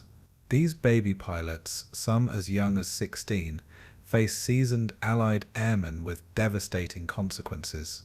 Their lack of skill made them easy prey in the skies, further accelerating losses. The once elite German Air Force had become a graveyard for youth sacrificed to a failing cause. Accounts from survivors speak of the terror these teenagers felt, their confidence shattered in their first sorties. Göring's promises of victory rang hollow as reality set in. Families watched in despair as sons were drafted into certain death. This reckless reliance on children symbolized the Luftwaffe's absolute desperation. The final battles of 1944 highlighted how hopeless the Luftwaffe's situation had become. During the Ardennes offensive, known as the Battle of the Bulge, the Luftwaffe attempted one last coordinated effort. Operation Bodenplatte saw German fighters strike Allied airfields in a daring New Year's Day raid. While initially surprising, the operation quickly descended into disaster. Hundreds of irreplaceable planes and pilots were lost in a single day. Allied forces recovered within hours, while the Luftwaffe never regained the losses. The attack meant to cripple enemy air power, instead crippled Germany's own remaining strength. It was a symbol of how strategy had collapsed into futility. The Luftwaffe, once capable of shaping campaigns, was now reduced to tactical blunders born of desperation. Berlin itself became the focus of the Luftwaffe's final struggle in 1945. As Soviet forces closed in from the east and Western Allies advanced from the west, the capital was under near-constant air assault.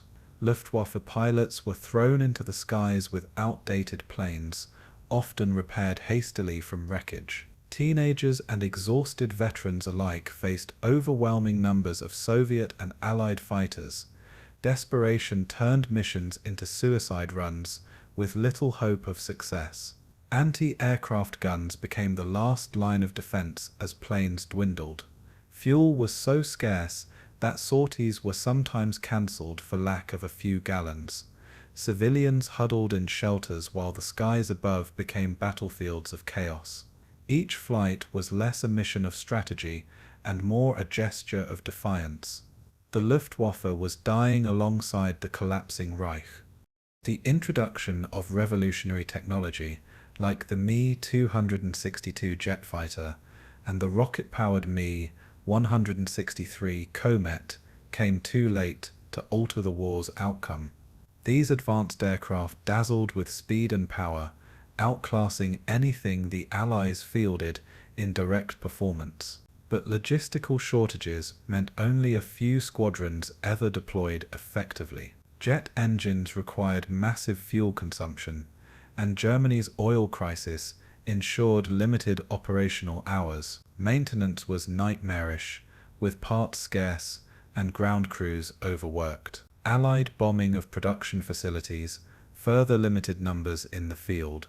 While individual encounters saw jets shoot down Allied bombers, the scale was too small to matter strategically. Instead, the jets became symbols of wasted potential and false hope. Had they appeared earlier and in greater numbers, history might have been different. But in 1945, they were little more than a final gasp of innovation in a collapsing air force. Pilot testimonies from these final years reveal the crushing psychological toll of fighting a lost war. Veterans who had flown since 1939 were exhausted, haunted by memories of fallen comrades. Many flew without expectation of returning, resigned to inevitable death. Letters home spoke of despair, fatigue, and disillusionment with leadership. The myth of invincibility had long since crumbled, replaced by grim determination or numb acceptance. Some pilots turned to fatalism, clinging to Nazi propaganda only to mask their hopelessness. Others confessed openly to doubts about the war and its purpose. Training schools, once filled with eager recruits, became cemeteries of youth sent to die. Fear and exhaustion became permanent companions of Luftwaffe personnel. The human cost of these final years was as tragic as it was unnecessary. Civilian experiences mirrored the Luftwaffe's decline, as Allied bombers reduced German cities to rubble. Families watched from cellars as once proud formations of German fighters dwindled overhead. The promise of defense evaporated as Allied raids grew larger and more destructive. Civilians who once saw the Luftwaffe as protectors now viewed them as powerless remnants. Fear and despair gripped the population, adding to the collapse of national morale. Göring, once boasting of air superiority, became a figure of ridicule. His empty promises contrasted sharply with the reality of burning cities and endless funerals. Civilians scavenged through ruins while listening for the roar of Allied bombers. The Luftwaffe's decline was visible not just in statistics, but in the everyday lives of millions. Its failure sealed the fate of the Third Reich from the air downward. By the final weeks of the war in April and May 1945, the Luftwaffe was effectively finished. Scattered units flew sporadically, but most planes were destroyed or abandoned. Pilots who survived faced capture by advancing Soviet or Western forces. Many surrendered their aircraft intact, unable to continue fighting without fuel or orders. In Berlin, the last defenders took to the air in futile gestures against overwhelming odds. Hitler's bunker echoed with empty boasts, but even his inner circle knew the truth. The Luftwaffe's story had come full circle, from bold dominance to utter collapse. Its decline was a mirror of Germany's downfall, a force once mighty now crumbling into dust. For the airmen who survived, memories of comrades lost and missions flown haunted them for life. The Luftwaffe had fought to the bitter end, but defeat was absolute and irreversible. While the Luftwaffe was celebrated by Nazi propaganda as a shield of Germany and a spear of conquest, its record is also marked by undeniable crimes. Civilian centers became deliberate targets under the banner of total war, blurring the line between military necessity and terror. The Blitz on London, Coventry, and other British cities was intended not only to cripple industry, but to break morale. Entire neighborhoods vanished under the roar of bombers, leaving behind smoldering ruins and shattered families. Göring and his commanders presented these raids as decisive blows, but in reality, they were acts of collective punishment. International law of the time frowned upon indiscriminate bombing, yet the Luftwaffe embraced it as a weapon of fear. Survivors' accounts from Britain tell of children buried in rubble, of mothers searching desperately for missing relatives. The campaign hardened Allied resolve rather than weakening it. The destruction of civilian life became a grim hallmark of the Luftwaffe's strategy. In this way, the Air Force became not just a military arm, but an instrument of state-sponsored terror.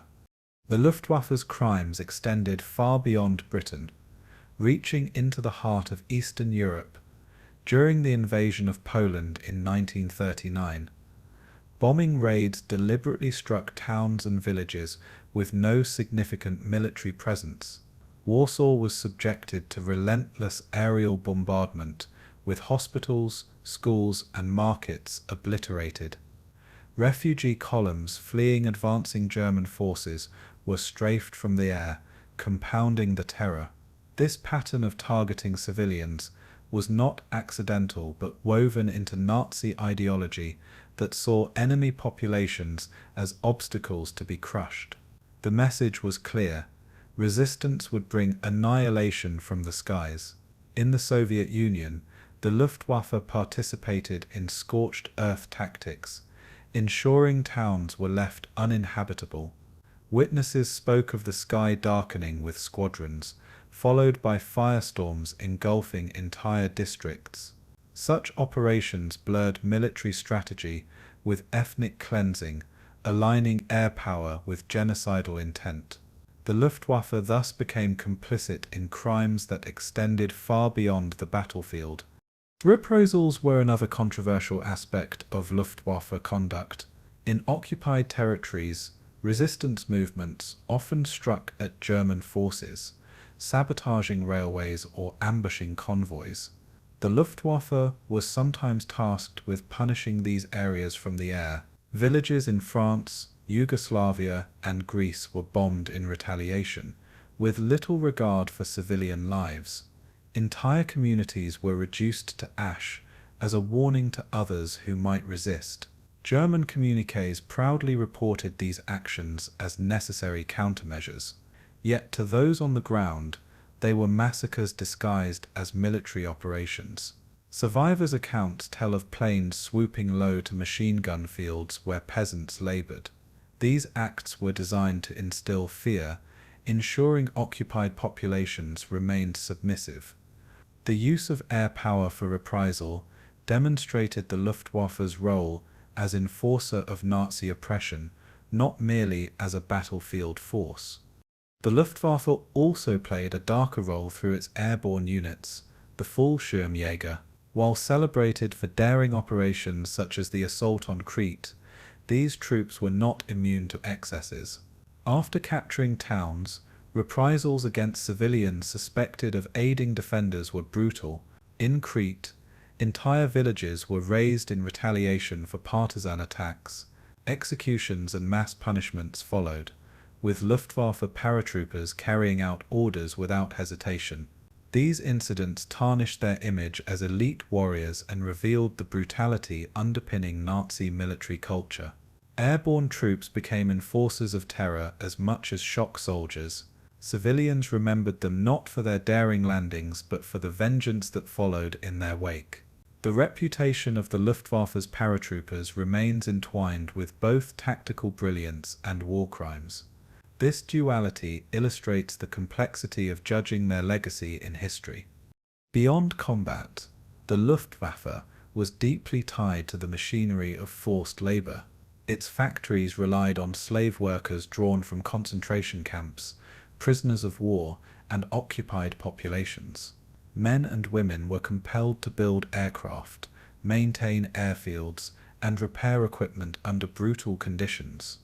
Hunger, disease, and abuse defined their daily existence. IG Farben, Messerschmitt, and Junkers profited from this exploitation, with the Luftwaffe complicit in their crimes.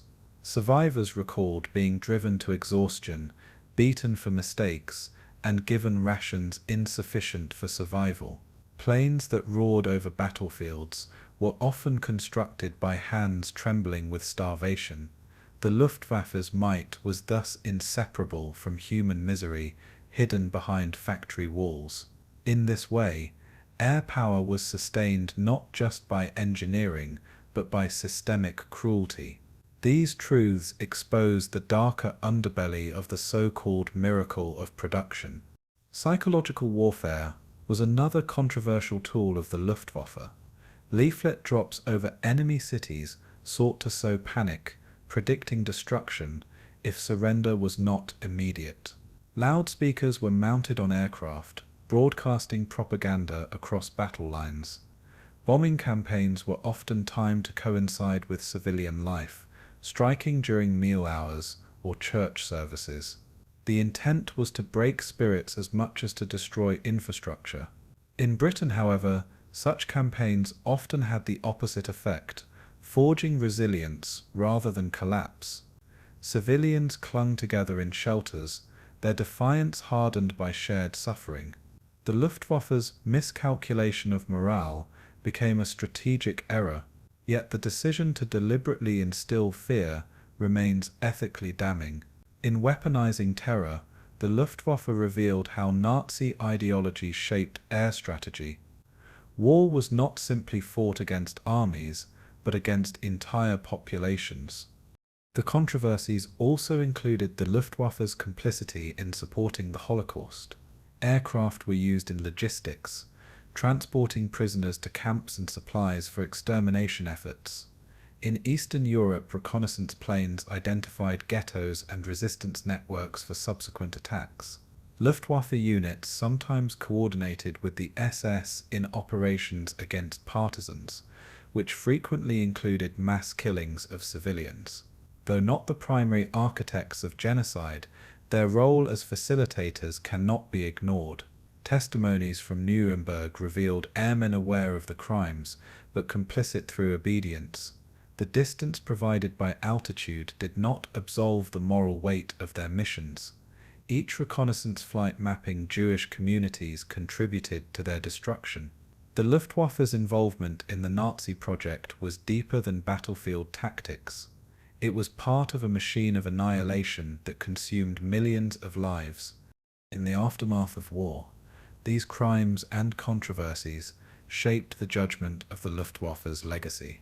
At Nuremberg, Luftwaffe leaders were confronted with evidence of civilian bombings, forced labor, and reprisals. Göring himself faced the weight of responsibility as commander-in-chief. Historians debate whether strategic bombing was a crime or an unfortunate evolution of modern war. Yet the targeting of refugees, reprisals against villages, and exploitation of workers left no room for ambiguity. These acts revealed the moral corruption embedded within the organization. The myth of the Luftwaffe as merely a military institution crumbled under scrutiny. Survivors' testimonies exposed the suffering hidden behind statistics and strategies. The memory of these crimes remains a permanent stain on its history. No matter the technological marvels or tactical brilliance, the Luftwaffe's legacy is entwined with atrocity. When the war ended in May 1945, the Luftwaffe ceased to exist as an institution. But its personnel and technology remained scattered across a devastated Europe. Thousands of pilots, mechanics, and officers were captured by the Allies and subjected to interrogation.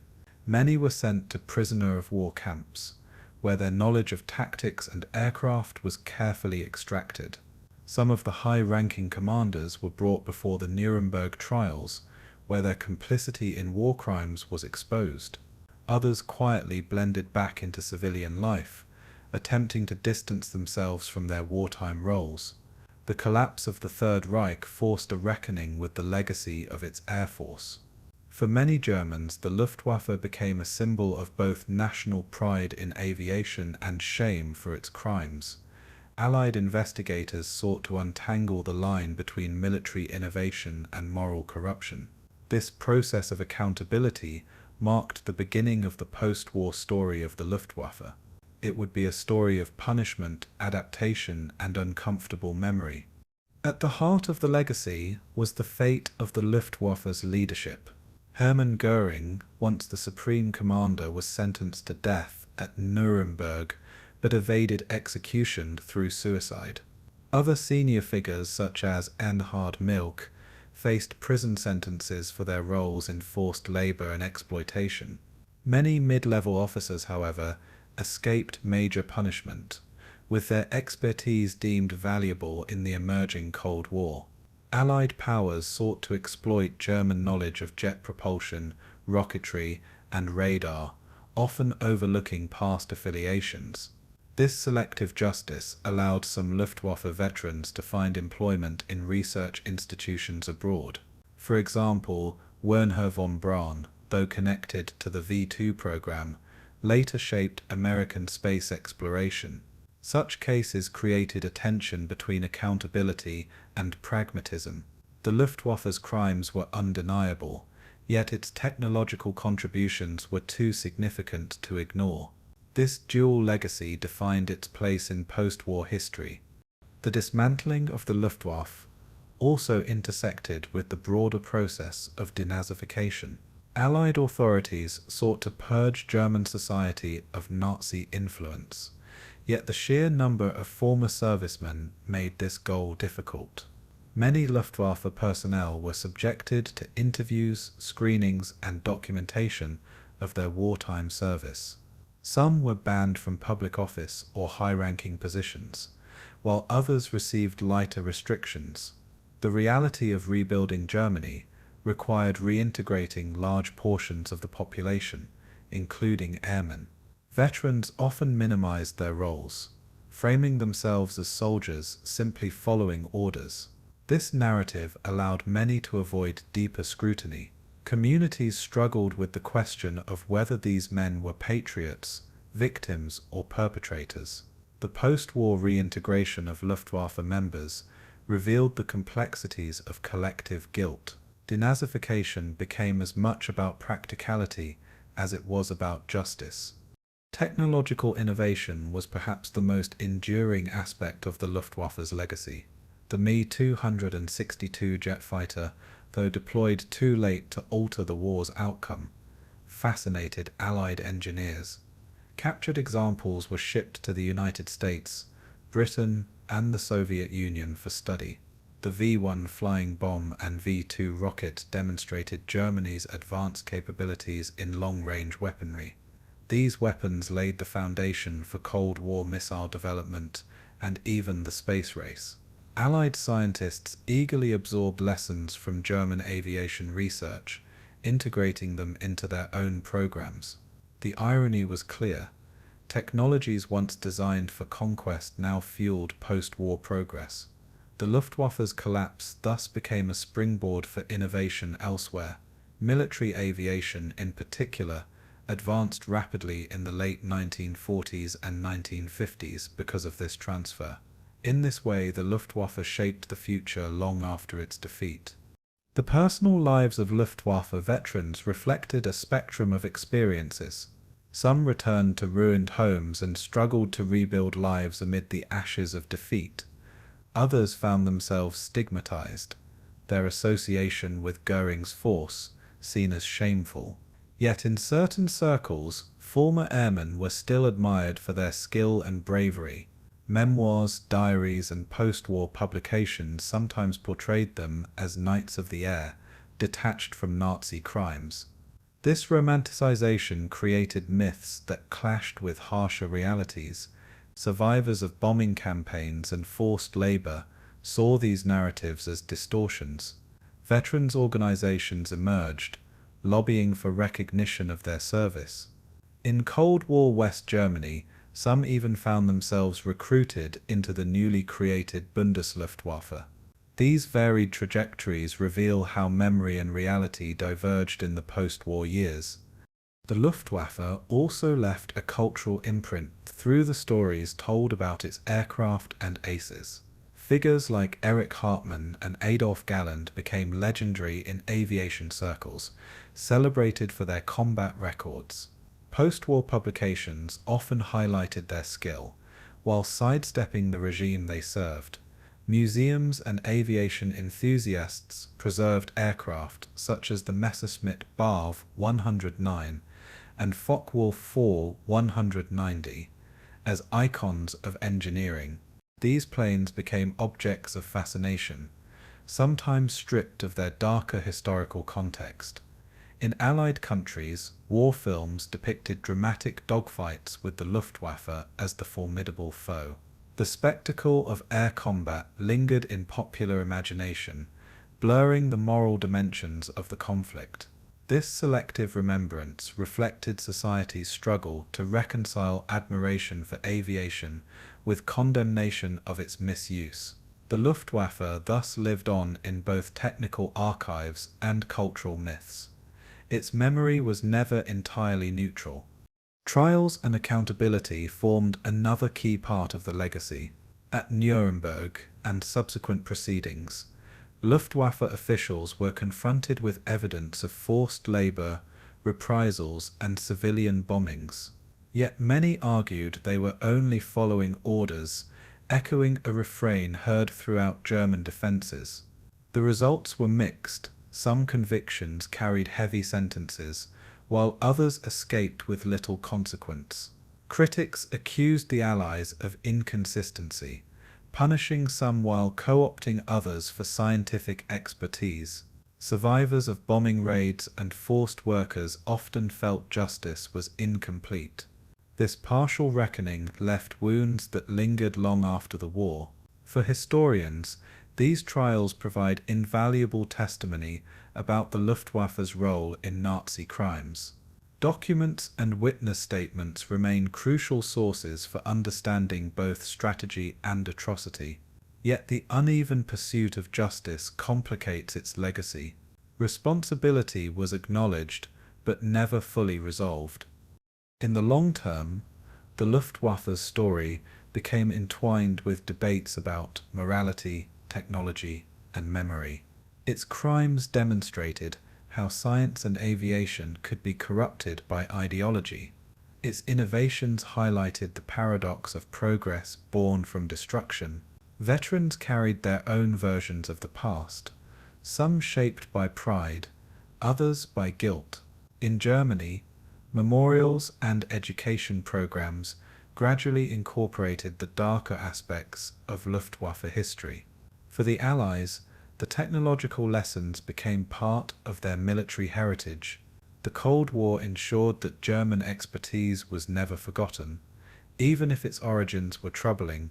Today, historians emphasize the duality of the Luftwaffe's legacy: brilliance in engineering coupled with complicity in atrocity. This dual narrative ensures its memory remains contested and complex. The Luftwaffe's post-war legacy, like its wartime record, resists simplification. Its story continues to echo as both a warning and a lesson. The Luftwaffe's history stands as one of the most dramatic examples of how air power can shape the course of modern warfare. From its meteoric rise in the 1930s to its collapse by 1945, the story of Hitler's Air Force is filled with triumphs, tragedies, and contradictions. It began as a symbol of Germany's defiance against the Treaty of Versailles, reborn in secrecy and fueled by ambition. At its height, the Luftwaffe was unrivaled in Europe, pioneering Blitzkrieg tactics that stunned the world. Yet its overconfidence and flawed leadership ultimately led to catastrophic defeat. The lessons of this arc reveal that technical brilliance alone cannot secure victory without sound strategy. The Luftwaffe's dependence on decisive short wars left it unprepared for prolonged conflict. Its failures illustrate how arrogance blinds leaders to reality, even when evidence of weakness mounts. As a result, its story remains a cautionary tale for all military powers. The legacy of its rise and fall continues to resonate with historians, strategists, and aviators alike. One of the most enduring lessons of the Luftwaffe is the critical importance of logistics and sustainability in modern war. Aircraft, however advanced, require constant fuel, spare parts, and trained personnel to function effectively.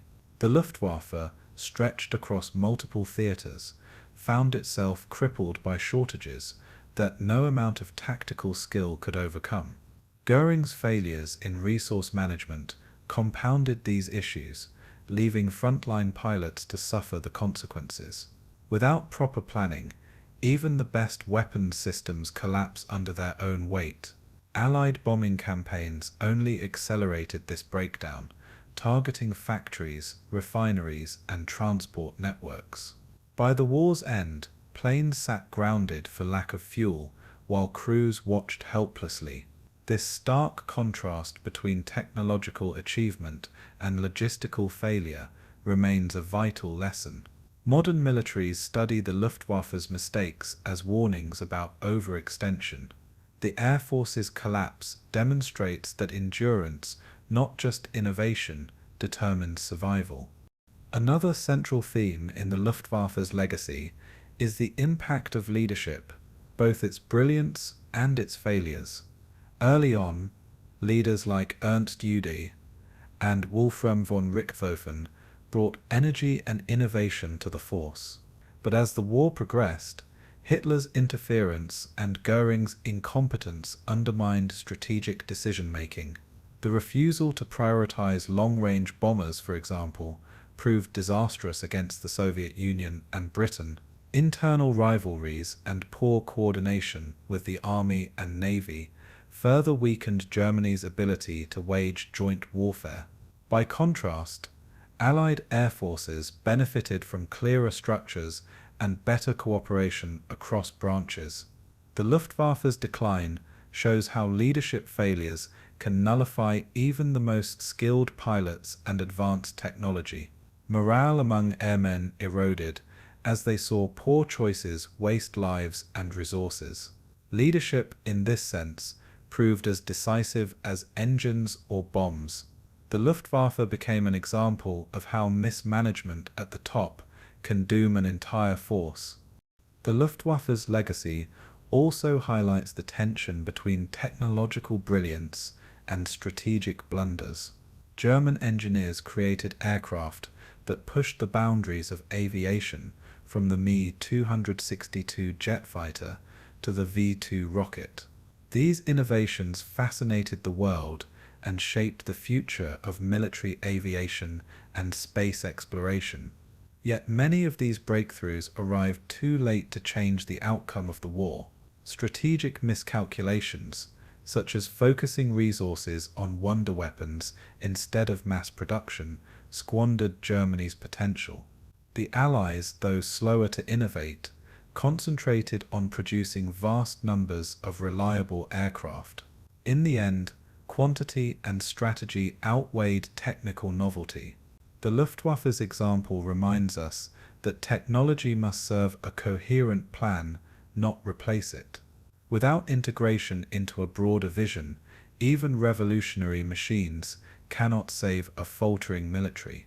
The brilliance of German design was overshadowed by the failures of strategy. On a human level, the Luftwaffe's story reflects the sacrifices and struggles of its pilots and crews. Many were young men who faced overwhelming odds in the skies over Britain, Russia, and Germany itself. Their courage was undeniable, yet their service was often exploited by a regime indifferent to their survival. Attrition wore down morale as pilots watched comrades fall in ever-increasing numbers. By the final years, teenagers were rushed into cockpits with minimal training, symbols of desperation rather than strength. The psychological toll was immense, with survivors carrying scars long after the war ended. In memoirs and testimonies, Luftwaffe veterans describe both pride in their skill and bitterness at the waste of lives. Their stories remind us that behind every aircraft statistic was a human being. The human cost of Germany's failed ambitions remains one of the most sobering aspects of the Luftwaffe. Remembering these experiences is as vital as analyzing strategy or technology. The Luftwaffe also leaves lessons about the morality of air warfare. Its role in bombing civilian populations, from Warsaw to London, demonstrates how easily technology can become a tool of terror. The Blitz inflicted suffering not only through destruction, but also through psychological trauma.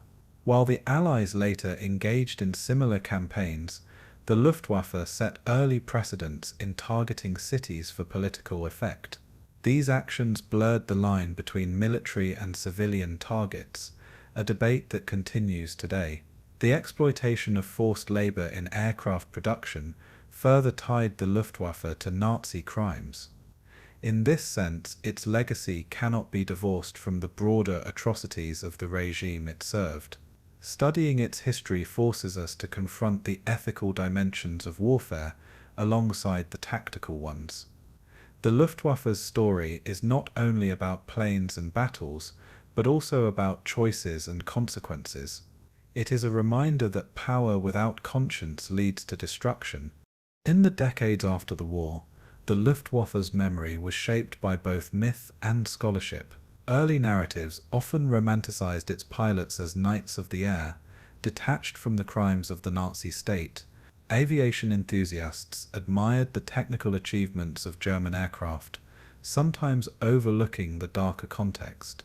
Historians, however, have worked to dismantle these myths, showing the full picture of complicity and innovation. The Luftwaffe's story thus became a battleground of memory, where pride and guilt coexist uneasily. In modern Germany, remembrance efforts emphasize education and moral reflection. Memorials honor not only fallen airmen, but also the victims of air raids and forced labor. Internationally, the Luftwaffe remains both admired for its innovations and condemned for its actions. This duality ensures that its legacy continues to provoke debate. How we remember the Luftwaffe says as much about us as it does about history itself. Ultimately, the lessons of the Luftwaffe stretch far beyond World War II. Its rise and fall illustrate the dangers of overconfidence, poor leadership, and neglect of logistics. They also show the potential of innovation when harnessed effectively, as well as its futility when misapplied. For today's militaries, the Luftwaffe is a case study in both inspiration and warning. For society, it serves as a reminder of how quickly science can be corrupted by ideology. Its history underscores the importance of accountability, ethics, and humility in the exercise of power. The courage of individual pilots cannot erase the crimes committed in the name of conquest. Yet their stories enrich our understanding of human endurance under impossible conditions. The Luftwaffe remains a symbol of brilliance wasted by arrogance, a force both feared and doomed. In its story, we find not only history, but also enduring lessons for the future.